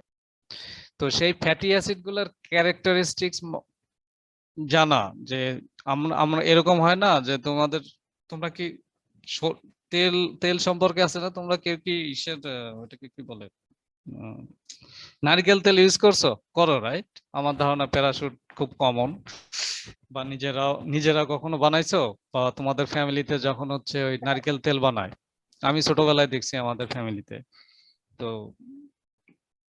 এখন আর এত কষ্ট কেউ করে না আর কি, বাজার থেকে নকলটা ব্যবহার করে কিন্তু ভালোটা বানায় না। তো এই এই নারকেল তেল বা তেলগুলা যখন বাতাসে লং টার্ম এক্সপোজার থাকে, মুখ খুলে রাখো বা অনেকদিন হয়ে যায়, তখন এটাতে খুব একটা মানে আনপ্লিজেন্ট অর্ডার বের হয়, রাইট? কিছু মানে পছন্দ করো না এমন এক ধরনের স্মেল বা গন্ধ হয়, রাইট? হয় কি না? জি স্যার। এখন আসো, তোমরা যখন কেউ ফিশ অয়েল নিয়ে কাজ করতেছো বা কোনো ইন্ডাস্ট্রিতে কাজ করছো, যে এই ফিশ অয়েল আইসোলেট করে এটা তুমি প্রোডাক্ট হিসেবে মার্কেটে ছাড়বা, বা হচ্ছে যে কেউ নারকেল তেল বানাইতে চায় কোম্পানিতে বা কোনো একটা জায়গায়, তার কোয়ালিটি তার রেন্সিডিটি মানে ই করতে চাও আর কি, তুমি তার কোয়ালিটি করতে চাও বা ইন্ডাস্ট্রিতে যেতে চাও ইভেন নিজের জানার জন্য, তো তুমি এটা আসলে কতদিন রাখতে পারবা? এই যে এক্সপায়ার ডেট দিতে হবে, যে এটার এক্সপায়ার ডেট 3 মাস বা 6 মাস বা 2 বছর 3 বছর, রাইট? এটা কিসের উপর বেস করে তাহলে এই ডেটটা দেয়? যে এটা এতদিন পরে ভালো থাকবে না, এটা কি ইচ্ছা মতো দেয় যে আমি বলে দিলাম 6 মাস পর ভালো থাকবে, দেন 6 মাস ভালো থাকলে আমি বিক্রি করে দিলাম, রাইট? এরকম অনুমতি সাধারণত তোমাদের ওই যে বিএসটিআই সম্পর্কে জানো বা আইসো সনদ জানো না, কোনো প্রোডাক্টের যখন অনুমোদন নিতে হয় তখন এই রিলেটেড ডকুমেন্টেশন জমা দিতে হয় যে এইটা যা যে আমি এইটা এই পরিমাণ প্রিজারভেটিভ দিলাম, এই প্রিজারভেটিভের এই লেভেলতে কোনো হেলথ হ্যাজার্ড নাই, তো সেই প্রিজারভেটিভ কনসেন্ট্রেশনও মেজার করতে পারে। আমি ওই লাইনে যাব না, আমি যাব যে তুমি যদি অয়েল ফিশ অয়েল মাপতে চাও, ফিশ অয়েল এটার র্যানসিড করা আর কি, অক্সিডাইজেশন হবে, রাইট? এয়ারে যদি লং টার্ম এক্সপোজড হয়ে যায় এটা অক্সিডেশন রিঅ্যাকশন হবে, তারপরে একটা আনপ্লিজেন্ট স্মেল দিবে, রাইট? তো তখন আর ওইটা ব্যবহারের উপযোগী থাকবে না। তো এটা কতদিন যাবত থাকবে সেটা হচ্ছে তুমি ওই মানে ডিগ্রি অফ স্যাচুরেশন, আনস্যাচুরেশন, তারপরে তোমার ওই যে সফনিফিকেশন, আয়োডিন ভ্যালু, এই টার্মগুলো তোমাদের হচ্ছে তখন খুব গুরুত্বপূর্ণ আর কি, যে এই র্যানসিডিটি রিঅ্যাকশনটা কত দূর যাবে বা এই র্যানসিড রিঅ্যাকশন তত দূর স্যাচুরেটেড বা আনস্যাচুরেটেড ডিগ্রির উপরে এই ক্যারেক্টারিস্টিক্স গুলো নির্ভর করে। তোমরা কি স্যাচুরেশন আর আনস্যাচুরেশন সম্পর্কে কিছু জানো? আমি প্রিটি শিওর তোমরা এটা সম্পর্কে জানো, কারণ তোমরা হচ্ছে degree of saturation, degree of unsaturation জানো, রাইট? তোমরা অর্গানিক কেমিস্ট্রিতে পড়ো নাই ওই যে ডাবল বন্ড থাকে যে? ডবল বন্ড সহজে ভেঙে যায় একটাতে, আরেকটাতে মানে সহজে ভাঙে না। হ্যাঁ হ্যাঁ, তোমরা এটা ওই যে ডাবল বন্ড তোমরা জানো, রাইট? যে লং চেইন ফ্যাটি অ্যাসিডের সিঙ্গেল বন্ডও থাকতে পারে, মাঝে মাঝে ডাবল বন্ডও থাকতে পারে, রাইট? তো যেটা হচ্ছে ডাবল বন্ড ওইটাকে কি বলে, স্যাচুরেশন না আনস্যাচুরেশন?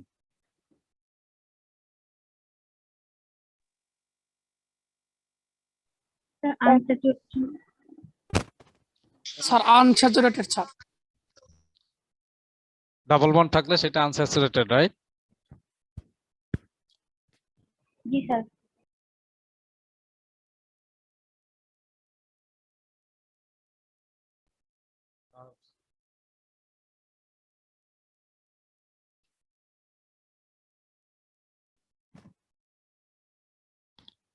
তাহলে মনো আনস্যাচুরেটেড আর পলি আনস্যাচুরেটেড সম্পর্কে তোমাদের ধারণা আছে?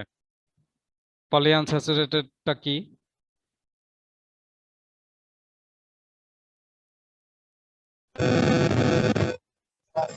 হ্যালো হ্যালো,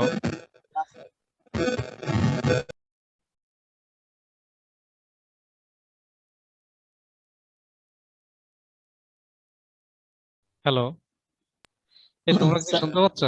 জি স্যার শুনতে পাচ্ছি।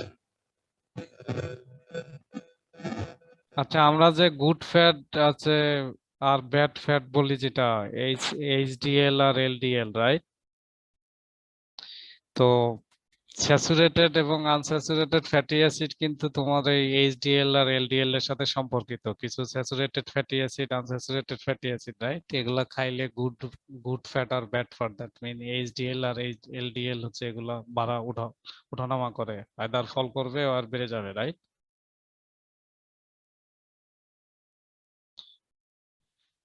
বেসিক্যালি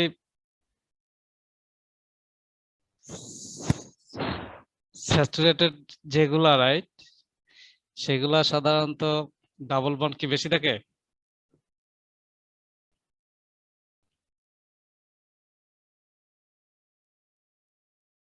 হ্যালো,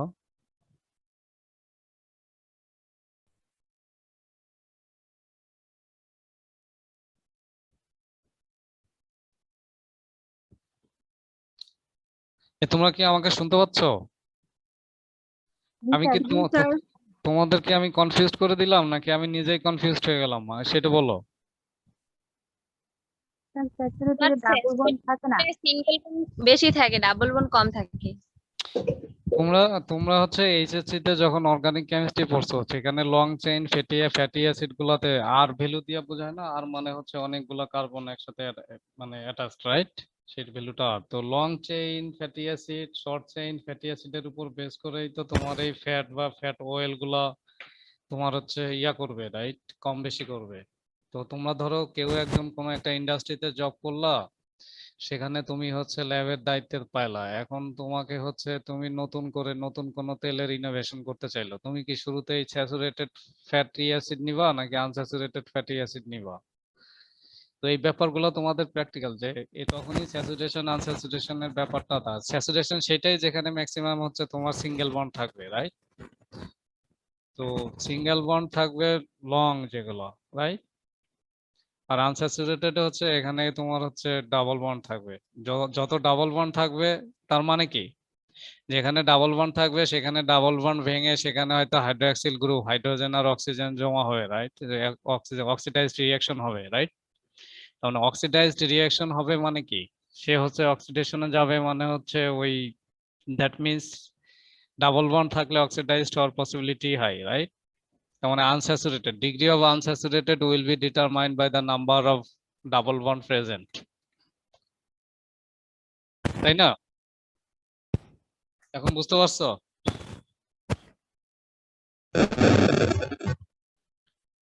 তো সেক্ষেত্রে যত তোমাদের হচ্ছে আনস্যাচুরেটেড বেশি থাকলে কিছু ফ্যাট আছে, ফ্যাট আমরা যখন অ্যানিমেল ফ্যাট খাই না, অ্যানিমেল ফ্যাট দেখছো যে এটা খুব সহজে জমাট বেঁধে যায়, জি স্যার। কারণ ওইগুলাতে degree of unsaturated double bond থাকার কারণে এগুলো জমাট বেঁধে যায়। জন্য পলি আনস্যাচুরেটেড ফ্যাটি অ্যাসিড যেগুলো হচ্ছে অনেকগুলো ডাবল বন্ড আছে, কিন্তু তারও তো লিমিট আছে, যদি সবগুলো তো আর সমান ডাবল বন্ড না, যেটা কম সেটা স্যাচুরেটেড, রাইট? মানে স্যাচুরেটেডটা মানে সিঙ্গেল বন্ড, আনস্যাচুরেটেড সেটা হচ্ছে যদি পলি আনস্যাচুরেটেড হয় তাহলে একটা, সরি যদি মনো আনস্যাচুরেটেড হয় তাহলে একটা, আর যদি পলি হয় তাহলে অনেকগুলো ডাবল বন্ড থাকে। তো ওই ডাবল বন্ডের উপর বেস করে ধরো তোমার হচ্ছে আয়োডিন ভ্যালু আছে, আর একটা হচ্ছে আমি নিজেই ভুলে গেছি সাফনিফিকেশন নাম, সাফনিফিকেশনটা হচ্ছে আরেকটা ডিফারেন্ট ক্যারেক্টারিস্টিক্স, মানে এটা স্যার হচ্ছে শোনা তোমার যাচ্ছে না। বললাম সাফনিফিকেশন হচ্ছে ডিফারেন্ট একটা ক্যারেক্টারিস্টিক্স, যে তুমি হচ্ছে এই ইয়াটাকে তোমার অ্যাসিডটাকে তোমার হচ্ছে ইয়া ফর্মে নিবা আর কি, তোমার ফ্যাটটাকে হচ্ছে সল্ট ফর্মে নিয়া, রাইট? ক্ষারের সাথে পটাশিয়াম হাইড্রোক্সাইডের সাথে রিঅ্যাকশন করে সেই অ্যাসিডের সল্ট ফর্মে চলে যাওয়া। তো সেই ক্ষেত্রে কি পরিমাণ পটাশিয়াম হাইড্রোক্সাইডের সাথে সে রিঅ্যাকশন করতে পারবে তার উপর বেস করে তার হচ্ছে নাম্বার অফ ফ্যাটি অ্যাসিড, কতগুলো fatty acid chain fatty acid আছে এখানে, সেটা কি শর্ট চেইন ফ্যাটি অ্যাসিড না লং চেইন ফ্যাটি অ্যাসিড, এই ক্যারেক্টারিস্টিক্স গুলো তুমি মেজার করবে, সেইগুলা হচ্ছে এই ক্যারেক্টারিস্টিক্স করা। তার মানে প্র্যাকটিক্যাল, তোমার যে প্র্যাকটিক্যাল গুলা করবা তার উদ্দেশ্য হচ্ছে ক্যারেক্টারাইজেশন অফ মলিকুলস, রাইট? তার মানে ক্যারেক্টারিস্টিক্স গুলো কিরকম হতে পারে, তার সেটা কি লং চেইন ফ্যাটি অ্যাসিড আর শর্ট চেইন ফ্যাটি অ্যাসিড, তার ডিগ্রি অফ আনস্যাচুরেশন, রাইট? কি পরিমাণ ডাবল বন্ড আছে, তার মানে হচ্ছে ডেনসিটি ইয়া করা যে কতদিন, মানে যদি ডাবল বন্ড বেশি থাকে বা এক্সপোজ থাকে, ইয়ারে যখন এক্সপোজড হবে ডাবল বন্ড থাকলে আনস্যাচুরেশন থাকলে সে হচ্ছে অক্সিডাইজড হবে এবং একটা আনপ্লিজেন্ট অর্ডার বা স্মেল তৈরি করবে, এটাকে বলা হয় হচ্ছে এটা হচ্ছে ডেনসিটি অফ ফ্যাট বলে। তোমরা ডেনসিটি রিঅ্যাকশন সম্পর্কে তোমরা একটু সার্চ দিলেই পড়তে পারবা, ফিউচারে পড়বা।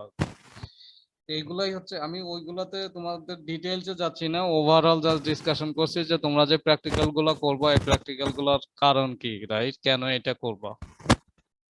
ফর এক্সাম্পল তোমাদের যেমন ডিএনএ তে আমি বলছিলাম যে তোমরা যদি জিনোমিক স্টাডি করতে চাও, জেনেটিক স্টাডি করতে চাও, ক্যারেক্টারাইজেশন করতে চাও, রাইট? যে আমি যে স্যাম্পলটা নিচ্ছি, তোমাকে একটা স্যাম্পল দেওয়া হলো, ডিএনএ অ্যানালাইসিস করলা বা প্রোটিন অ্যানালাইসিস করে, তো অনেক সময় বলা যাবে না, কারণ একই প্রোটিন মাছেও আছে, অন্য অন্য অর্গানিজমেও থাকতে পারে, রাইট?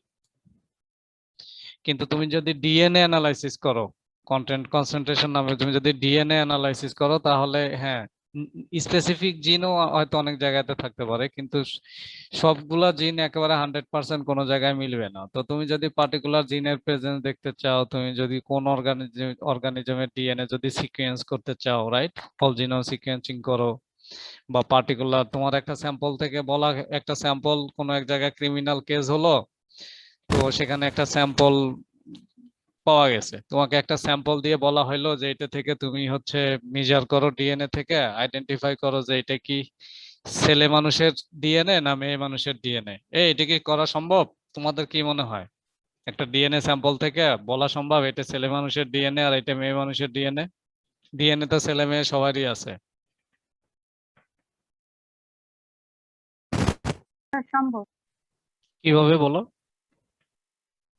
স্যার ক্রোমোজোম দেখবো, ক্রোমোজোমে স্যার ওই যে এক্স এক্স থাকলে ছেলে বুঝবো, আর এক্স ওয়াই থাকলে ছেলে, আর এক্স এক্স থাকলে মেয়ে।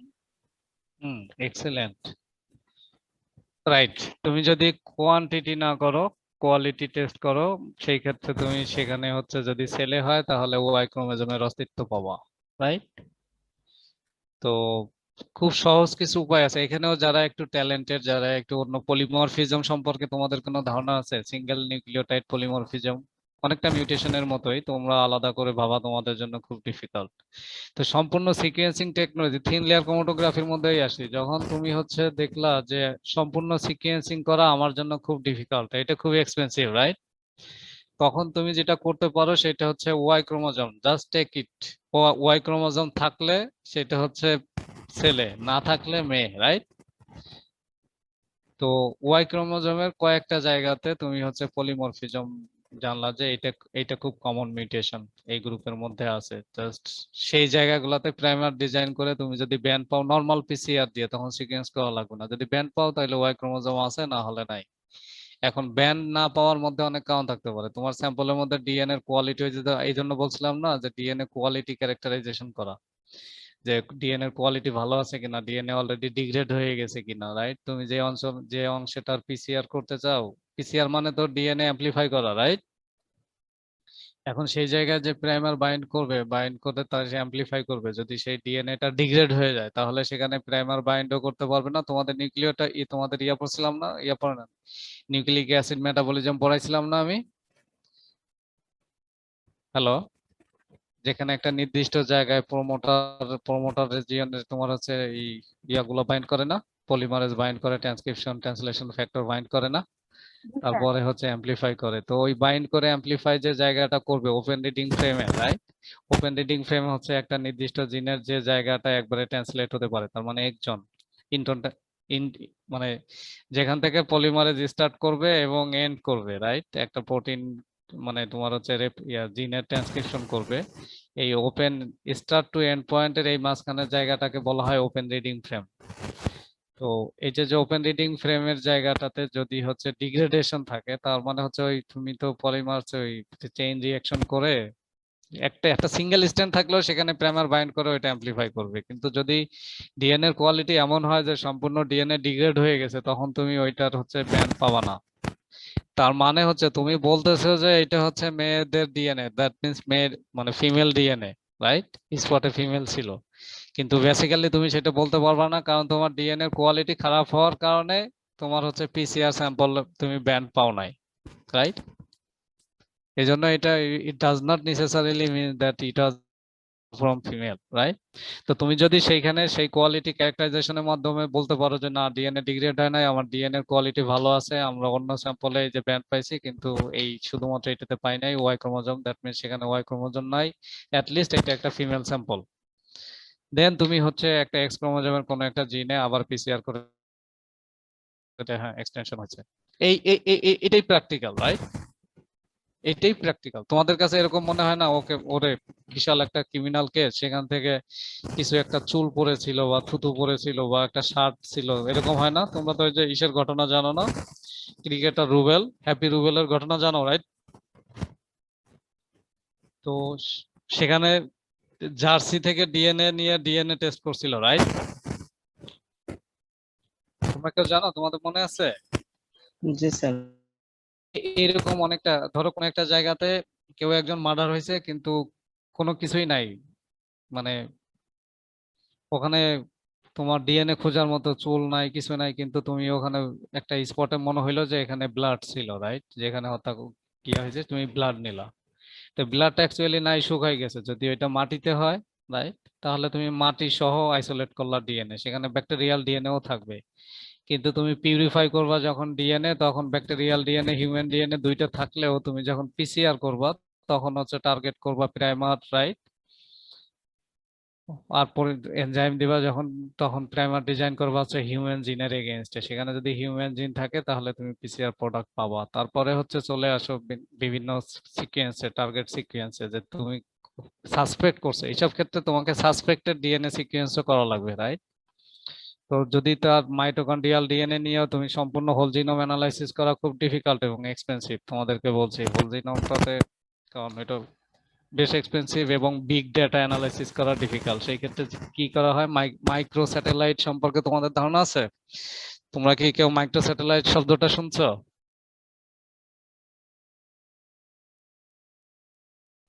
তোমাদের জন্য হয়তো ডিফিকাল্ট এইসব টার্ম আর কি। তো মাইক্রো স্যাটেলাইট তোমাদের জানতে হবে না, তোমরা জানো যে ডিএনএ নির্দিষ্ট ক্রোমোজোমের নির্দিষ্ট সিকোয়েন্সে কিছু রিপিট সিকোয়েন্স আছে। তো রিপিট সিকোয়েন্স একজন মানুষের জন্য সময় নির্দিষ্ট। তো এই repeat sequence tandem repeat sequence বলে আর কি। শুধু এটা করা যায়। আর একটা হচ্ছে মাইটোকন্ড্রিয়াল জিনোম সিকোয়েন্সিং, হ্যাপ্লোগ্রুপ অ্যানালাইসিস। তোমরা কি জানো আমরা আমাদের শরীরে সেলে মাইটোকন্ড্রিয়া আছে না? হ্যালো। জি জি স্যার স্যার। আছে। তো তো আমরা তো সাধারণত সব সেট একটা সেট পাই বাবার থেকে আর একটা সেট পাই মায়ের থেকে। এই জন্যই তো আমাদের সব ক্রোমোজোম গুলা ডাবল, রাইট? জোড়ায় জোড়ায় থাকে নাকি? মাইটোকন্ড্রিয়া কি জি তাই? স্যার। মাইটোকন্ড্রিয়া কি আমরা বাবা মা দুইজনের থেকে জোড়ায় জোড়ায় পাই?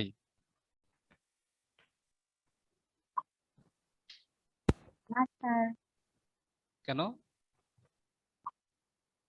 যা কিছু হওয়ার কথা সমান কনসেন্ট্রেশনের সমান মানে সমান কন্ট্রিবিউশন হওয়ার কথা, রাইট? জি স্যার। হুম। তাহলে কেউ একজন বললা যে মাইটোকন্ড্রিয়া আসে না। মাইটোকন্ড্রিয়া একটা ছেলে তো অনেকগুলো মাইটোকন্ড্রিয়া থাকে, থাকে না? এমন তো না যে একটা থাকে। যদি একটা থাকে তাহলে আমরা বলতে পারি যে না, এটা আসলে বাবার থেকে আসছে না মায়ের থেকে আসছে আমরা জানি না, কিন্তু যে কোনো একজনের থেকে আসছে, রাইট? জি তোমাদের স্যার। মনের মধ্যে কোনো কোশ্চেন থাকলে বের করো এবং বুঝতে চেষ্টা করো, এখানে সমাধান আছে। হুম। এনিওয়ে, এটা খুব স্বাভাবিক। তোমরা জেনে রাখো যে মাইটোকন্ড্রিয়া সবসময় আমরা মায়েদের বিশেষ ভূমিকা আছে। হ্যাঁ, আমাদের বডিতে যে সেলের মধ্যে যে পাওয়ার হাউস বলি আমরা মাইটোকন্ড্রিয়াকে, রাইট? মাইটোকন্ড্রিয়া তো টিসিও সাইকেল টাইকেল সব দেখছো না? কোথায় হয়? মাইটোকন্ড্রিয়াল ম্যাট্রিক্সে, ইলেকট্রন ট্রান্সপোর্ট চেইন, রাইট? তোমার এই যেহেতু এনার্জি গুলো এটিপি গুলো ম্যাক্সিমাম উৎপন্ন হয় তোমার হচ্ছে মাইটোকন্ড্রিয়া, এই জন্য এটাকে বলে mitochondria is called the power house. এটা এইচএসসি তে সংজ্ঞা পড়ছো মাইটোকন্ড্রিয়াকে কেন পাওয়ার হাউস বলা হয়? জি স্যার। এই পাওয়ার হাউসের আর একটা পাওয়ার আছে যেটা আমরা মায়ের থেকে পাই। হ্যাঁ, মাইটোকন্ড্রিয়া তোমার আমার শরীরের যত মাইটোকন্ড্রিয়া আছে এটা কিন্তু আমরা বাবার থেকে পাইনি। মাইটোকন্ড্রিয়াটা সবসময় আমরা ইনহেরিট করি মায়ের থেকে। এই ইনফরমেশনটা তোমরা জেনে রাখো, এটা গুরুত্বপূর্ণ ইনফরমেশন এন্ড ভেরি ইন্টারেস্টিং। আমাদের সেলে যে মাইটোকন্ড্রিয়া আছে এটা অলওয়েজ ম্যাটারনাল, নট প্যাটার্নাল। পিতা আমাদের সবকিছু দিতে পারবেন, কিন্তু পাওয়ার হাউস মাইটোকন্ড্রিয়াটা আমরা সবসময় মায়ের থেকে পাই। নাও কাম টু দা পয়েন্ট। পৃথিবীতে এখন ম্যাটারনাল হ্যাপ্লোগ্রুপ, আমাদের অরিজিনটা কোথায়, আমরা কোন অরিজিন থেকে আসছি, আমাদের রুট কোথায়, রাইট? মানুষ তো প্রতিনিয়ত মাইগ্রেশন করছে, রাইট? তো প্যাটার্নাল হ্যাপ্লোগ্রুপ, প্যাটার্নাল মাইগ্রেশনের জন্য হচ্ছে ওয়াই ক্রোমোজোম অ্যানালাইসিস করা হয়। আর ম্যাটারনাল হ্যাপ্লোগ্রুপের জন্য সবসময় মাইটোকন্ড্রিয়াল জিনোম অ্যানালাইসিস হয়। মাইটোকন্ড্রিয়াল ডিএনএ অ্যানালাইসিস করে বলা যাইতে পারে তুমি কোন কোন জিন থেকে আসছো। তার মানে সেটা তোমার বাবার, মানে সরি তোমাদের দিয়ে ভুল বুঝো না, আমি বুঝো না আর কি। মানে আমার ক্ষেত্রে যে আমি আমার মায়ের অরিজিনটা কোন দেশ ছিল, রাইট? আফ্রিকা, প্রথমে তো আফ্রিকান অরিজিন, রাইট? সবাই আফ্রিকা থেকে ঘুরে ঘুরে ইউরোপ হয়ে বা অন্য অনেক জায়গায় হয়ে, ইন্ডিয়া হয়ে, রাইট, এশিয়া হয়ে, বা ওই যে অ্যানাটোলিয়া না, কোন যে আরে সুলতান সুলেমান না আর একটা দিল্লিস আর্তুগুল, এগুলো দেখছো কেউ সিরিয়াল ট্রিয়াল তোমাদের মধ্যে দুই একজন? ওখানে দেখবা কোনিয়া কথা বলে, রাইট? মুসলিম শাসকরা মানে মুসলিমরা যখন শাসন করছে সেই সময় মাইগ্রেশন প্যাটার্নটা একরকম ছিল, তার আগের বা পরের মাইগ্রেশন প্যাটার্ন গুলা তোমার হচ্ছে বিজনেসে যে পর্তুগিজ, তোমরা যদি সমাজবিজ্ঞান পড়ছো না 9-এ, চলে এসে। জি স্যার। আর একটা হচ্ছে সংস্কৃত যারা পড়ে তারা আবার হচ্ছে মানে ওই আরে সভ্যতা পড়ছো না, বিভিন্ন রকম আমিও এগুলো পড়ছি। জি স্যার পড়ছে। মেসোপটেমিয়া সভ্যতা, আরো কি কি ইনকা সভ্যতা আছে। সভ্যতা, মেসোপটেমিয়া সভ্যতা। হ্যাঁ, রাইট রাইট রাইট, এক্সিলেন্ট। এগুলো মনে রাখছো টেকনিক্যালি। তো এরকম ব্যাপারে যে মাইগ্রেশন আছে, এই মাইগ্রেশন গুলো কিন্তু তোমার ডিএনএ অ্যানালাইসিস করা সম্ভব। কিভাবে সম্ভব সেটা কি জানো? তোমরা ওই যে জীবাশ্ম জীবাশ্ম সম্পর্কে নাম ইয়ে করো নাই যে 200 বছর জীবাশ্ম পাওয়া গেছে, জি স্যার। 50 বছর আগের জীবাশ্ম পাওয়া গেছে বিভিন্ন জায়গায়।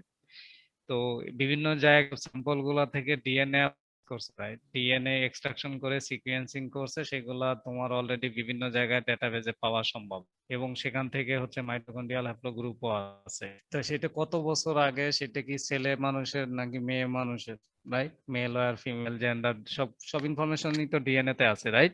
নাকি নাই? আছে। তো ওইগুলোর উপর বেস করে বিভিন্ন হ্যাপ্লো group A B C D বা তারপরে A1 B1 C1 অনেক বড় বড় হ্যাপ্লো গ্রুপ আছে। তোমরা যদি মাইটোকন্ড্রিয়াল হ্যাপ্লো গ্রুপ দিয়ে সার্চ দাও, দেখবা প্রচুর হ্যাপ্লো গ্রুপ আছে। তো ওই হ্যাপ্লো গ্রুপের অরিজিন ছিল এখন থেকে কত বছর আগে, ধরো 1000 2000 বছর আগে, 5000 বছর আগে, 50,000 বছর আগে। তো সেই স্যাম্পলটা কোথায় পাওয়া গেছে? শুধু নির্দিষ্ট জায়গাগুলোতেই ওই হ্যাপ্লো গ্রুপ পাওয়া গেছে। তার মানে ওই শ্রেণীর লোকরা ওই অঞ্চলে বা ওর আশেপাশে হচ্ছে বসবাস করছে। তারা হয়তো কৃষিকাজ করছে বা কোনো প্রাণী শিকার করে জীবন যাপন করছে, একটা নির্দিষ্ট জায়গাতে ছিল, হয়তো কয়েক লক্ষ বছর সেখানে পাস করছে। তারপর তাদের মধ্যে কোনো একজন ভেলায় ভেসে বা জাহাজে ভেসে কোনো একটা মাধ্যমে যখন জাহাজ আসলো, তার থেকে 1000 2000 বছর পর সেই অঞ্চল থেকে আরেক অঞ্চলে গেল, সেখানে তারা হচ্ছে নতুন অন্য কারোর সাথে বিয়ে হলো, তাদের ডিএনএ মিশ্রণ হলো, রাইট? তখন নতুন একটা হ্যাপ্লো গ্রুপ পাওয়া গেল আবার, বা ওইখান থেকে কোন একটা ছেলে আসলো বা কোনো একটা মেল, কোনো লোক অন্য এলাকাতে আসে, সেই অঞ্চলে ধরো আফ্রিকা থেকে আইসা মালয়েশিয়াতে আইসা মালয়েশিয়া কোনো একটা মেয়েকে বিয়ে করলো, তারপর সেখানে হচ্ছে তারা নতুন করে জীবন, তখন ওই যে তোমার মাইটোকন্ড্রিয়া কিন্তু ওখান থেকে আসছে বাবা, রাইট? একজন ছেলে আসলো যখন মালয়েশিয়াতে, এখানে এসে যখন ফিমেলের সাথে মানে যখন সে বিয়ে করলো, তখন কিন্তু তার মাইটোকন্ড্রিয়াল হ্যাপ্লোগ্রুপের সেও কিন্তু একজন মায়ের মাইটোকন্ড্রিয়া বহন করছে, কিন্তু তার পরবর্তী যে জেনারেশন, তারা কিন্তু বাবার মাইটোকন্ড্রিয়া নিচ্ছে না, নিচ্ছে কিন্তু মায়েরটা। তার মানে তার হচ্ছে ম্যাটারনাল হ্যাপ্লোগ্রুপটা আবার চেঞ্জ হয়ে গেল। তো এই যে যে চেঞ্জটা, এই গ্রুপের ডিএনএ সিকোয়েন্স করে দেখা গেল যে অন্য ডিএনএ সিকোয়েন্স গুলো সিমিলার, কিন্তু মাইটোকন্ড্রিয়াল ডিএনএটা হচ্ছে আলাদা। তার মানে হচ্ছে এইখানে এসে নতুন একটা জেনারেশন তৈরি হয়েছে কত বছর পর।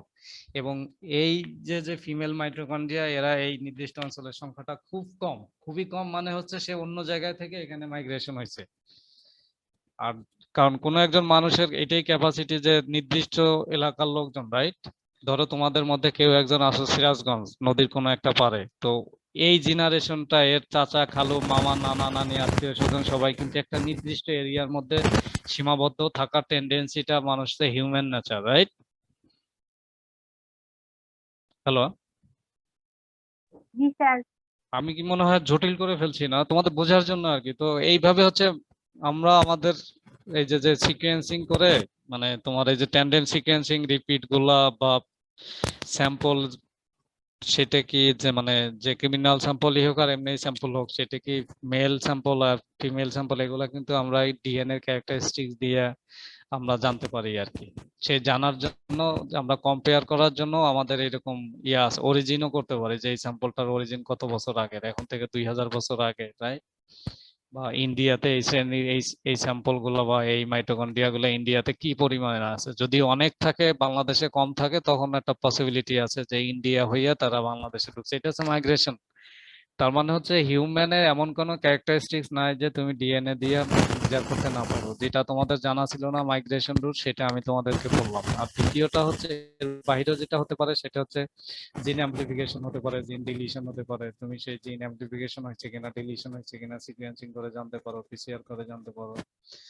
তারপরে এরকম হয়তো অনেক কিছু মিউটেশনের কারণে অনেকে একটা জিনের, ধরো ভিশনাল রেটিনাল একটা ইয়ে আছে না, রেটিনাল রডোপ্সিন সম্পর্কে জানো তোমরা? যে জিন থেকে তোমার কিছু ওই যে ভীষণ ভীষণ ইয়া হয় না, ডার্ক অ্যাডাপ্টেশন লাইট অ্যাডাপ্টেশনে তোমরা ওই যে রডোপ্সিন এগুলা সব পড়ছো তোমরা রেটিনাল সেলে?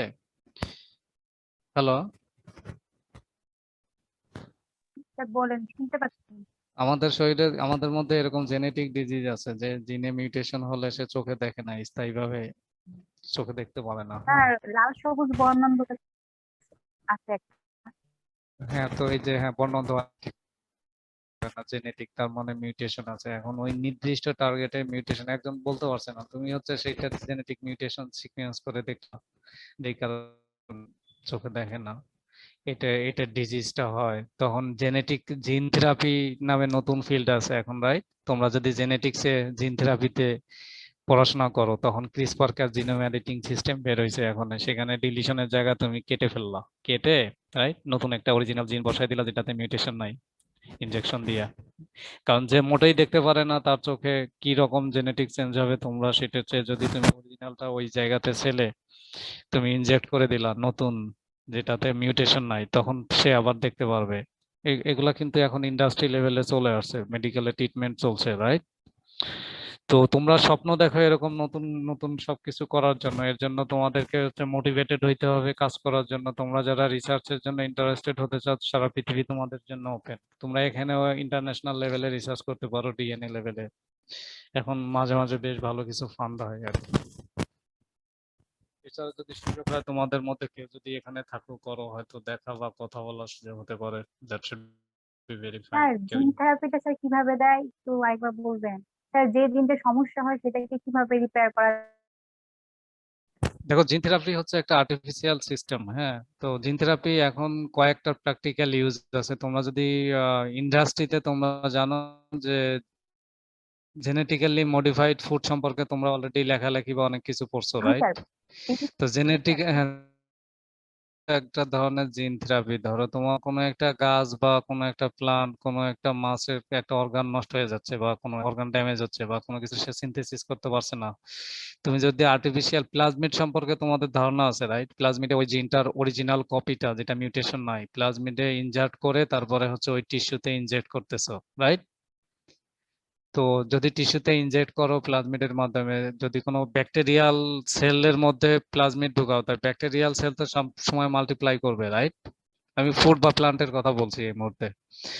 তো যখন সে মাল্টিপ্লাই করবে, ব্যাকটেরিয়া তার নর্মাল কাজ সম্পাদন করবে, তখন কিন্তু সে ওই প্লাজমিডটারেও এক্সপ্রেশন ঘটাবে। তখন কিন্তু ওই প্লাজমিডটার এক্সপ্রেশন ঘটাবে মানে হচ্ছে সে ওই প্রোটিনটাকে, ওই জিনটাকে সিনথেসিস করে সেখান থেকে প্রোটিনও বানাচ্ছে। তখন ওই যে ডিজিজটা ওই জিন মিউটেশনের কারণে হতো, সেটা কিন্তু রিকভার করা সম্ভব হচ্ছে প্লান্টে। তো এটা এটা এটা সম্পূর্ণ এইগুলোকে বলা হয় জেনেটিক মডিফিকেশন। বা ধরো কোনো একটা জিন, হ্যাঁ, রেসপন্সিবল হচ্ছে সে গাছে অনেক পাতা দেয়, রাইট? পাতা তৈরির জন্য রেসপন্সিবল, কিন্তু তোমার হচ্ছে পাতার চেয়ে ওই গাছের পাতার প্রয়োজন না, তোমার হচ্ছে ফল, রাইট? ফল প্রয়োজন। তো পাতাতে যে ম্যাক্সিমাম নিউট্রিশন গুলা চলে যাচ্ছে, সেটা ওই যে পাতাটাকে কমাই দিল, ওই পাতার জিনের এক্সপ্রেশন কমাই দিল।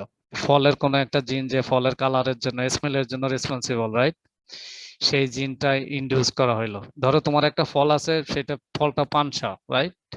সুইট না, কিন্তু ফলটা দেখতে খুব সুন্দর, রাইট? এখন তুমি যদি আর্টিফিশিয়ালি সেই ফলের মধ্যে একটা জিন ইনডিউস করতে পারো যেটা হচ্ছে সুইটেনিং এনজাইমের জন্য রেসপন্সিবল, সেটাকে সিনথেসিস করে।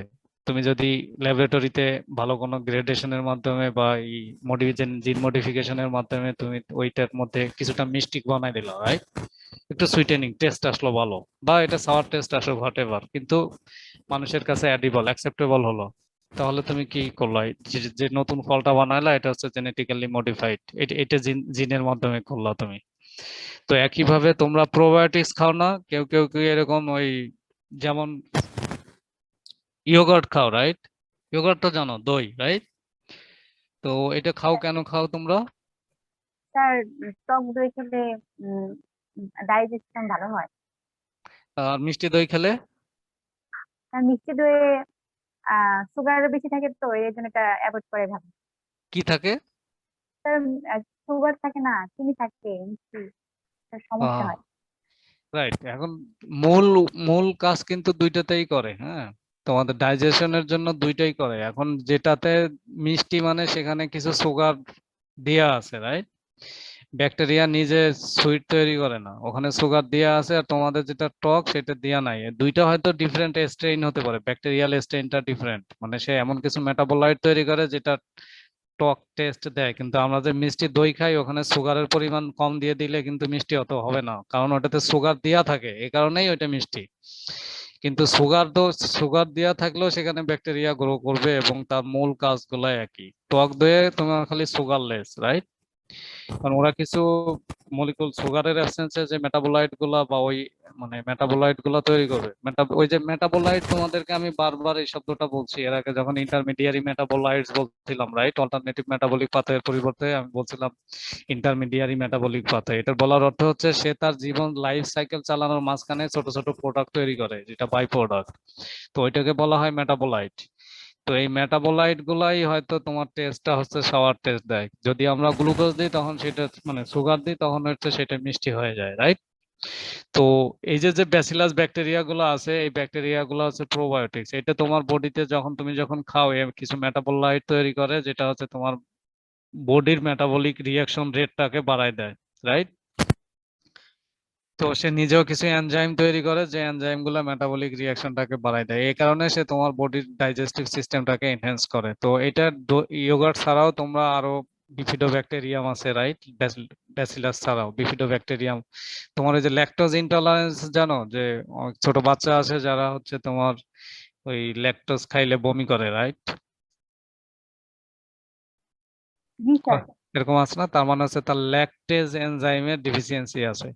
তুমি যদি আর্টিফিশিয়ালি তাকে ল্যাকটেজ এনজাইমটা ঢুকাই দিতে পারো বা অন্য কোনো সোর্সের মাধ্যমে, ধরো বিফিডোব্যাকটেরিয়াম যদি কিছু ব্যাকটেরিয়া তার শরীরের মধ্যে দাও তাহলে কিন্তু সে হজম করতে পারবে। আমি জাপানিজদের সম্পর্কে জানি, জাপানিজরা প্রতিদিন ইয়োগার্ট খায়, হ্যাঁ, এবং তারা হচ্ছে মিল্ক খায়, কারণ হচ্ছে ল্যাকটেজ এনজাইম হজম করার মানে ল্যাকটোজ হজম করার জন্য, মিল্কে যে ল্যাকটোজ থাকে সেটা হজম করার জন্য তাদের অনেকেরই ল্যাকটেজ নাই শরীরে, কিন্তু তারা যেহেতু ইয়োগার্ট খায় ইয়োগার্টের মধ্যে কিছু বিফিডোব্যাকটেরিয়াম আছে যে হচ্ছে ওই এনজাইম তখন ল্যাকটেজ এনজাইম তৈরি করে, সেই ল্যাকটেজ এনজাইম হচ্ছে তাদের হচ্ছে ওই দুধ খাওয়ার পরে মিল্ক খাওয়ার পরে সেটা তাদেরকে ডাইজেশনে হেল্প করে, বুঝতে পারছো? তো এই কারণে তোমরা যদি জিন বা জিন থেরাপির মাধ্যমে জেনেটিক মডিফিকেশনের মাধ্যমে কোনো ব্যাকটেরিয়াকে, ধরো সেটা যদি প্রোবায়োটিক ব্যাকটেরিয়া হয় হেলদি ব্যাকটেরিয়া হয় যেটা ইয়োগার্টের মতো বিফিডিও ব্যাকটেরিয়াম রাইট, ব্যাসিলাস আর একটা যেন কি আছে ক্লাউডোরিনা সামথিং, এটা এটা তোমরা ইদানিং একটা ইয়া পাবা ইন্টারোজার্মিনা নামে ছোট একটা, তোমাদের কেউ যদি থাকে ছোট বাচ্চাদের ডায়রিয়া হয়েছে বা বমি টমি হয়েছে পেট খারাপ, তাদেরকে তোমরা হয়তো অলরেডি কিনে দিছো ইটালির তৈরি একটা বিফিড মানে ওইটা ওই ব্যাকটেরিয়া হেলদি ব্যাকটেরিয়ার মানে ব্যাকটেরিয়ারই সাসপেনশন, ওইটা খাইলে বাচ্চাদের পেটে বেশ শান্তি ভালো ফিল করে আর কি। তার কারণ হচ্ছে ভালো কিছু ব্যাকটেরিয়ার গ্রোথ ওরা বাড়ায় দেয় যার কারণে হচ্ছে খারাপ ব্যাকটেরিয়া গুলো ওখানে গ্রো করতে পারে না, বা বুঝে নাই সমাজে যদি ভালো মানুষের সংখ্যা থাকে তখন খারাপ মানুষগুলো লুকায় থাকে রাইট, সবাই খারাপ হইতে পারে না জানো তো। তো হিউম্যান নেচারটা এরকম, তোমরা যদি তোমরা এগুলা সম্পর্কে তোমাদের অভিজ্ঞতা খুব কম, মাইক্রোবায়োম সম্পর্কে ইভেন এখানে যারা মাইক্রোবায়োলজি স্টাডি করে তারাও মাইক্রোবায়োমের প্র্যাকটিক্যাল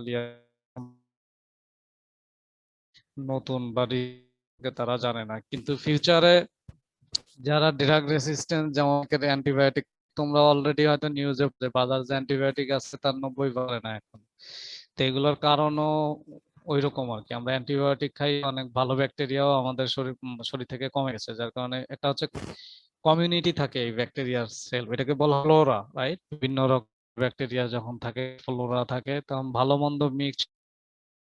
তো তুমি যখন অ্যান্টিবায়োটিক খাও তখন শুধু যেটা ডিজিজের জন্য সেটাই খাচ্ছ না, সে আরো অনেক ব্যাকটেরিয়া গুলাকে মেরে অন্য কাজের জন্য ভালো হইতো। তো এইভাবে অ্যান্টিবায়োটিক যারা খাইতেই থাকে একের পর এক বছরের পর বছর এবং হাই কনসেন্ট্রেশনে, তাদের শরীরের ব্যাকটেরিয়াল ফ্লোরাটা চেঞ্জ হয়ে যায়, এবং যখন এজ হয়ে যায় মেটাবলিক রেট যায় মেটাবলিজম স্লো হয়ে যায় তখন যেটা হয় এই খারাপ ব্যাকটেরিয়া গুলাই তাদের অ্যাক্টিভিটি শো করে, ভালো ব্যাকটেরিয়ার সংখ্যা কমে যায় একটা এজের সময়, যেহেতু মেটাবলিক রেট কমে যায় এবং মেটাবলিক ব্যাকটেরিয়াল যে ইন্টারমিডিয়ারি মেটাবোলাইটস আছে যেটা তাদের জীবন ধারণের ক্ষেত্রে ইউজ করে, এবং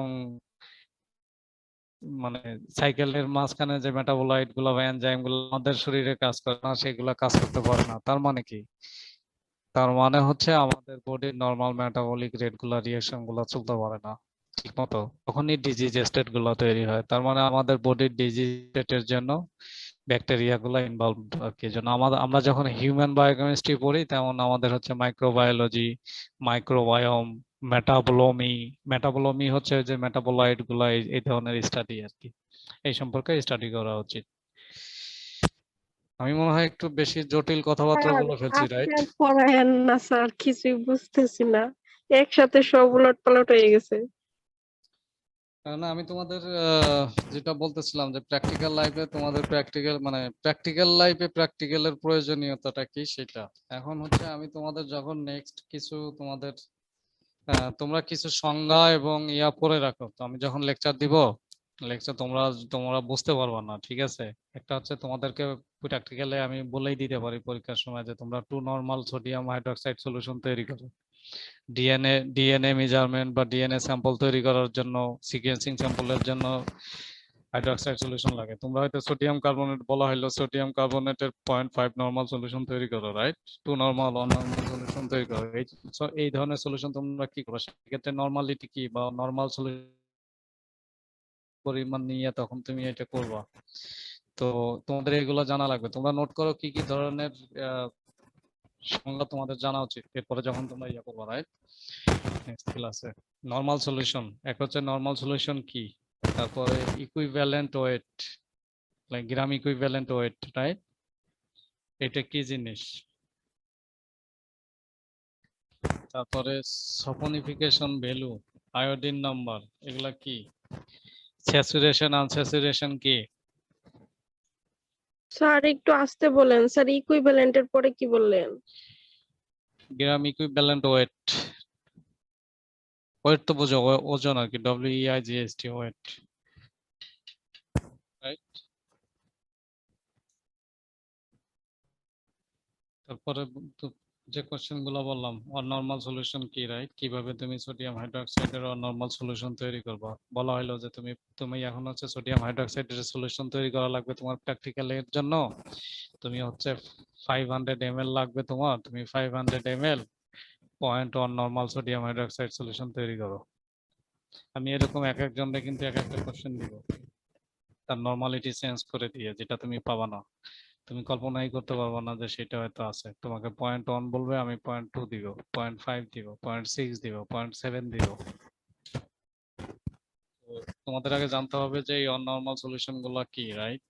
তারপরে যে বলতেছি যে এটার সংজ্ঞার মধ্যে ইকুইভ্যালেন্ট ওয়েট কি, মোলারিটি কি, মোলারিটি, রাইট? তারপরে W/W, W/V, V/W, রাইট? আর একটা আছে V/V। বিভিন্ন রকম সলিউশন আছে না, 1% সলিউশন, 10% সলিউশন, 5% সলিউশন, এগুলা কি বুঝো? আমি বলছিলাম কিন্তু এর আগে, মনে আছে তোমাদের?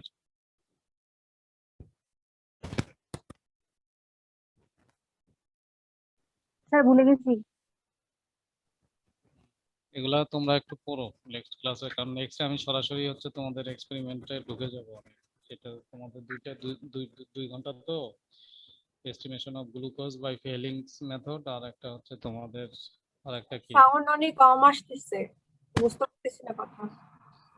তো তোমরা নেক্সট ক্লাসে হচ্ছে তোমরা এই সংজ্ঞাগুলো পড়বো, আর একটা হচ্ছে estimation of acid value, right?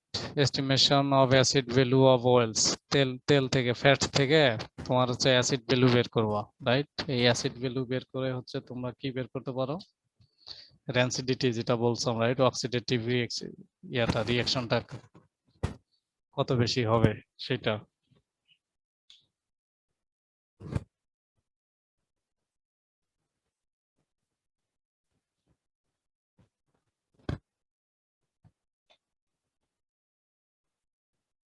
কারণ তোমাদেরকে যেমন আমি বললাম না যে ডাবল বন্ড থেকে, তোমাদের ডাবল বন্ডের ক্ষেত্রে তোমার যদি হ্যালোজেন রিঅ্যাকশন, যেটা আয়োডিন নাম্বার বলে, আয়োডিনের সাথে রিঅ্যাকশন করে তখন ওই যে আয়োডিন ফর্ম অ্যাটাক তৈরি করে, রাইট? তো সেই ক্ষেত্রে যত বেশি ডাবল বন্ড থাকবে তত বেশি আয়োডিন সেখানে apply হবে। তার মানে কি, higher the iodine value higher the number of unsaturation, right?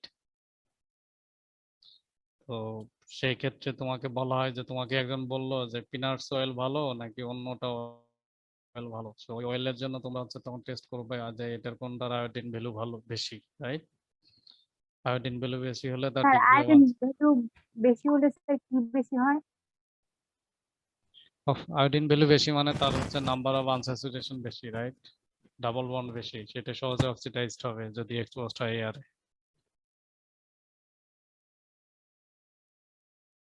এই জন্য তোমরা fat oxidation reaction, rancid reaction, iodine value, right, এই সংজ্ঞাগুলো জানবা। আমি লাস্ট নেক্সট ক্লাসে তোমাদের এটা করব, মানে করাবো। আর একটা হচ্ছে estimation of glucose by Fehling's method. একটা হচ্ছে estimation of acid value of oil sample, right, যদি অয়েল স্যাম্পল দেওয়া হবে সেখান থেকে তার অ্যাসিড ভ্যালু বের করবা, রাইট। আর একটা আছে estimation of glucose by Fehling's method. প্রোটিনেরটা বাকি থাকবে, পরের ক্লাসে তোমাদেরকে পড়াই দিব। আর ওটা হয়ে গেলে আমি চেষ্টা করবো এটার একটা ইয়া করে, আমার কাছে লেখা নাই, আমি তোমাদেরকে যদি চাও শিট দিয়ে দিব আর কি।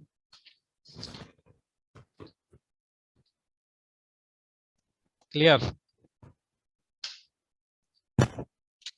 তোমরা কেউ কোনো কথা বলছো না, তার মানে তোমরা ইন্টারেস্টও ফিল করছো না, গল্পও তো শুনছো না তোমরা, রাইট? আমি তো অনেক গল্প স্যার করলাম আজকে। লাস্টের কোশ্চেনটা একটু আবার বলবেন, estimate of glucose from. Estimation of glucose by Fehling's method. Sir শুনতে পাই না, সাউন্ড অনেক লো আসে। শীট দিছি আমি, ওটাতে তোমরা দেখো যে গ্লুকোজের যে টেস্টটা আছে, estimation of glucose by Fehling's method, গ্লুকোজেরটা, রাইট? স্যার আমাদের যে প্র্যাকটিক্যাল নোট গুলো দেওয়া হয়েছে স্যার ওইগুলো কি লিখতে হবে সবগুলো? আমি তোমাদের তো প্র্যাকটিক্যাল নোট দিই নাই ভাই, ওটা মনে হয় তোমাদের নিজেদেরই কিনতে হবে। আমি প্র্যাকটিক্যাল শীট দিছি আর কি, রাইট? জি স্যার, শীট গুলো দেওয়া হয়েছে। হ্যাঁ, ওইগুলো তোমাদের প্র্যাকটিক্যাল খাতা লিখে জমা দিতে হবে না ডিপার্টমেন্টে? খাতার উপর তো মার্কস আছে তোমাদের। জি স্যার। স্যার 5টা দেওয়া হয়েছে এখন পর্যন্ত। হ্যাঁ, 5টা দিবা হয়েছে। তোমরা 5টাই লেখো, লিখতে পারবো না 5টা? নাকি গ্রুপ করে ভাগ করে দিতে হবে তোমাদের? তোমাদের 8টা দিছি আমি, টোটাল শীট দিছি 5টা, আর একটা শীট দিব তোমাদের নেক্সট লেকচারের পরে। হ্যাঁ স্যার 5টাই থাক স্যার। হুম? 5টা থাকলে তোমরা নতুন কিছু শিখতে চাচ্ছ না? স্যার আর দিয়েন না স্যার, অনেক চাপ হয়ে আমাদের তো যাচ্ছে। স্যার সময় নেই স্যার, সামনে স্যার ফাইনাল পরীক্ষা। হ্যাঁ ওকে, তাহলে আপাতত তোমরা প্র্যাকটিক্যালে 5টাই লিখো।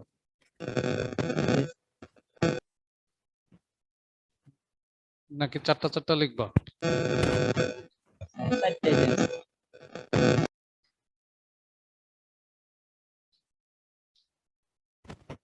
5টাই লিখো, মিনিমাম 5টাই লিখে, এর আগে সবাই মনে হয় সেরকমই করছে শুনছিলাম। তোমরা 5টা লিখো, হয়তো অল্টারনেট।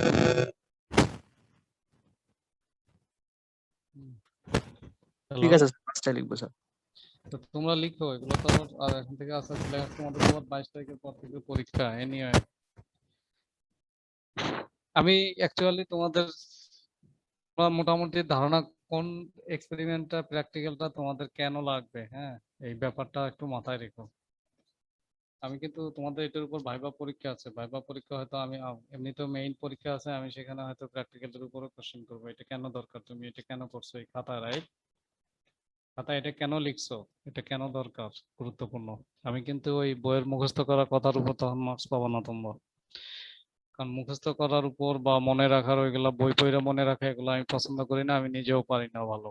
কিন্তু তার অর্থ এই না আমি তোমাদের ক্ষতি করব আর কি, ক্ষতি করার কোনো উদ্দেশ্য নাই। কিন্তু তোমাদের মনে রাখা বা পড়ে লেখা, এটার জন্য তোমাদের আলাদা মার্কস আছে, রাইট? পরীক্ষার খাতায় এমসিকিউ বিভিন্ন ভাবে নিব, কিন্তু যখন প্র্যাকটিক্যাল করবা বা আসবা, যখন ভাইবা নিব, তখন কিন্তু ওই মুখস্থ যদি দেখি যে মুখস্থ বলতেছে তোতাপাকির মতো, তাহলে কিন্তু মার্কস কম পাবো। সো একটু শুনো, আর আমি আশা করি তোমরা সবাই ভালো করবা। তো ঠিক আছে, সবাই ভালো থেকো। স্যার আমাদের একটা প্রশ্ন ছিল স্যার। বলো। স্যার আমাদের থিওরি এক্সামে স্যার মানে কোশ্চেনের প্যাটার্নটা কেমন হবে স্যার? যে নৈবিত্তিক আসবে নাকি স্যার রিটেন আসবে? এটা নিয়ে কনফিউজ ছিলাম। তোমরা তো নৈবেত্তিক বলতে এমসিকিউ তো দিতে রাজি না, তোমাদের কেউ কেউ ওপিনিয়ন জানাইলা যে তোমরা রিটেন পরীক্ষা দিবা। রিটেন পরীক্ষা ধরো আমার একটা সেট থাকবে, যেটা তোমাদের আগে বলছি কিনা জানি না। যদি আমি রিটেন পরীক্ষা নিই তাহলে হচ্ছে তোমাদের ধরো 1-এর ABCD এরকম দিয়ে হয়তো 10 মার্কসের একটা, 5টা হোক 6টা হোক, 10 মার্কসের একটা সেট থাকলো। ওই পুরা সেটের অ্যান্সার করতে হবে, এরকম তোমার 4টা সেটের 40 মার্কসের। হয়তো এরকম 6টা সেট থাকলো, 6টা সেটে এরকম ছোট ছোট আরো অনেক কোশ্চেন থাকলো, রাইট? স্যার স্যার এমসিকিউ তো স্যার ভালো ছিল।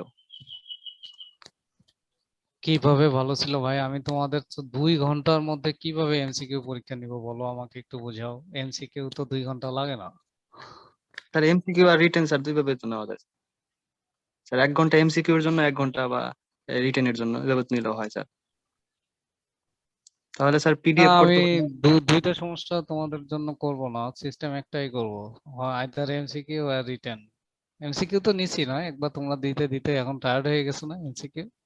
স্যার রিটেন নিলে কি না স্যার, স্যার এমসিকিউ স্যার ভালো। রিটেন নিলে স্যার অনেক লেখা জি লাগবে স্যার স্যার, ছবি এমসিকিউ তুলে ভালো। পিডিএফ করা স্যার অনেক ঝামেলা, এমনকি স্যার এটা অনেক এমবি হয়, ছবি যে আপলোড করতে সমস্যা হয় স্যার।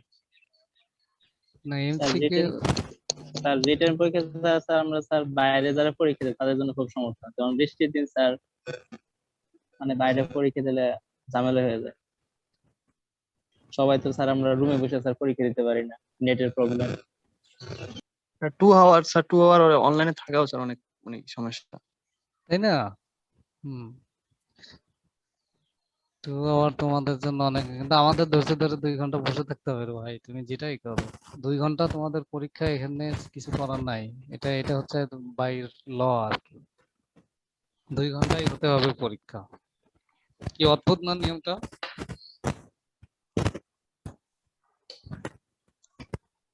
তোমাদের সিলেবাস ছিল আগে যেটা 100% সিলেবাসে 2 ঘন্টা ছিল, রাইট? পরীক্ষা, তাই না? না স্যার, ওইখানে স্যার শর্ট করা হতো স্যার, যেমন আগে যে 2টা স্যার মিড নিত ওইগুলা বাতিল করে দিত, ওগুলো ওটা কি তোমাদেরকে থাকতো না তিন স্যার। 3 ঘন্টা হতো পরীক্ষাটা তোমাদের সেমিস্টার? না স্যার 2 ঘন্টায় 2 ঘন্টায় হতো স্যার, মানে স্যার আমাদের তো স্যার 2টা মিড হয়, দেখা যায় মিডের মধ্যে যেগুলো আসছিল সেগুলো স্যার বাদ হয়ে যায়, সেগুলো থাকতো না ফাইনাল, থাকলে হয়তো 5-10%। স্যার আমাদের স্যার মানে এমসিকিউ স্যার 1 আওয়ার গুগল ফর্মে নেওয়া যায়, আর স্যার আর রিটেনটা 1 ঘন্টায় স্যার স্ক্রিন শেয়ার কোশ্চেন করলে স্যার ভালো হইতো স্যার সবার জন্যই।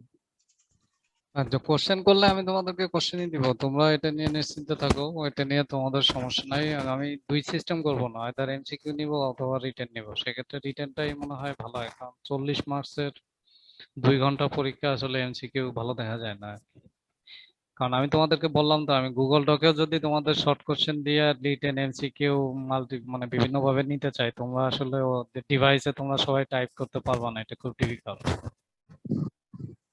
হুম। তোমরা রিটেন এক্সামের প্রিপারেশন নাও, যাতে তোমাদের এমসিকিউ হলেও তোমরা সেখান থেকে আনসার করতে পারো। বুঝতে পারছো?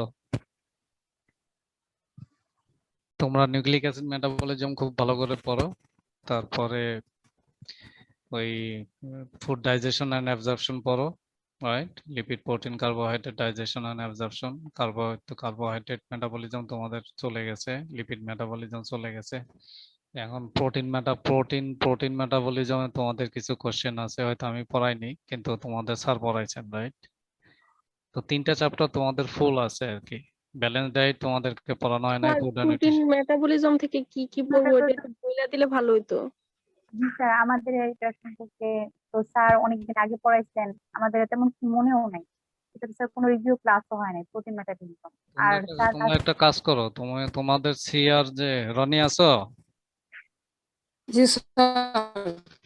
তোমাদের প্রোটিন মেটাবলিজমে স্যারে যা যা পড়াইছেন, হ্যাঁ, তুমি তার জি একটা স্যার। লিস্ট, তার একটা হেডলাইন করে আমারে সেন্ড করো মেসেজে। Okay sir.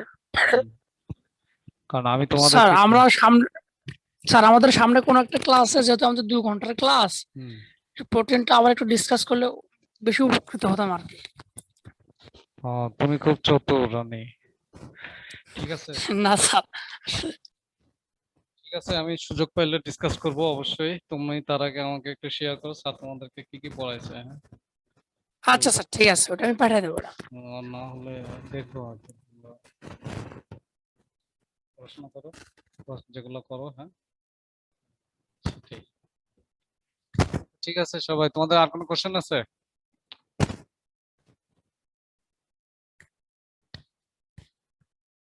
হ্যালো?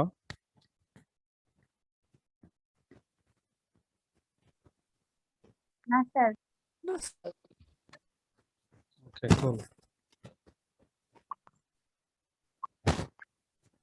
তো ঠিক আছে, ভালো থাকো সবাই। আমি আমি একটু তোমাদেরকে আর্লি রাখছি, আমি সরি বলছি এ কারণেই। আমি একটু আমার এক রিলেটিভ অসুস্থ, তো একটু ঢাকায় যাবো তাকে দেখতে। তোমরা চাইলে আমি আরো কন্টিনিউ করতাম, যদিও আমার 4টা পর্যন্ত কন্টিনিউ করা উচিত। যেহেতু তোমাদের আর কোনো কোশ্চেন নাই, আবার প্র্যাকটিক্যালেও তোমরা বিরক্ত হচ্ছ, তাহলে আমি এখন রাখতে চাচ্ছি আর কি। নাকি কন্টিনিউ করবো? না স্যার, আজকে থাক। ওকে, কুল। তো ঠিক আছে, ভালো থাকো তোমরা। তোমরা হচ্ছে তোমাদের কোর্সের জন্য প্রিপারেশন নাও, রাইট? পড়াশোনা করো ভালো করে, কারণ তারপরে পরীক্ষাটা দিয়ে 22 তারিখের পরে আবার তোমরা মানে টার্ম ফাইনালটা হয়ে গেলে তোমরা 1 মাস আবার মজা করে আমও খাইতে পারবা। কাঁঠালও পাকা শুরু করছে না? স্যার স্যার আম আমার খাওয়া যাবে না, কেন? আম তো প্রায় শেষই হয়ে গেছে। আম শেষ হয়নি? আম তো এতদিনে তুমি ওই না যে স্যার, এখন অনেক জায়গায় আম পাওয়া যায়। এখনো ল্যাংড়া আম এখনো বেরই হয়নি, হয়তো এই সপ্তাহের পর থেকে ল্যাংড়া বের হবে। স্যার দেশি আমি তো স্যার শেষ হয়নি, দেশি আমটা এখন গাছে। তাহলে তোমাদের নিজেদের গাছের আম তো আছেই সাথে, তারপরে আবার জাম, রাইট? এই সিজনটা রসালো সিজন, কিন্তু গরমে তোমাকে একটু কষ্ট দিবে, তাছাড়া কোনো সমস্যা নাই। বাট তোমরা মাঝে মাঝে বৃষ্টি পাচ্ছ, শুড বি ফাইন, রাইট?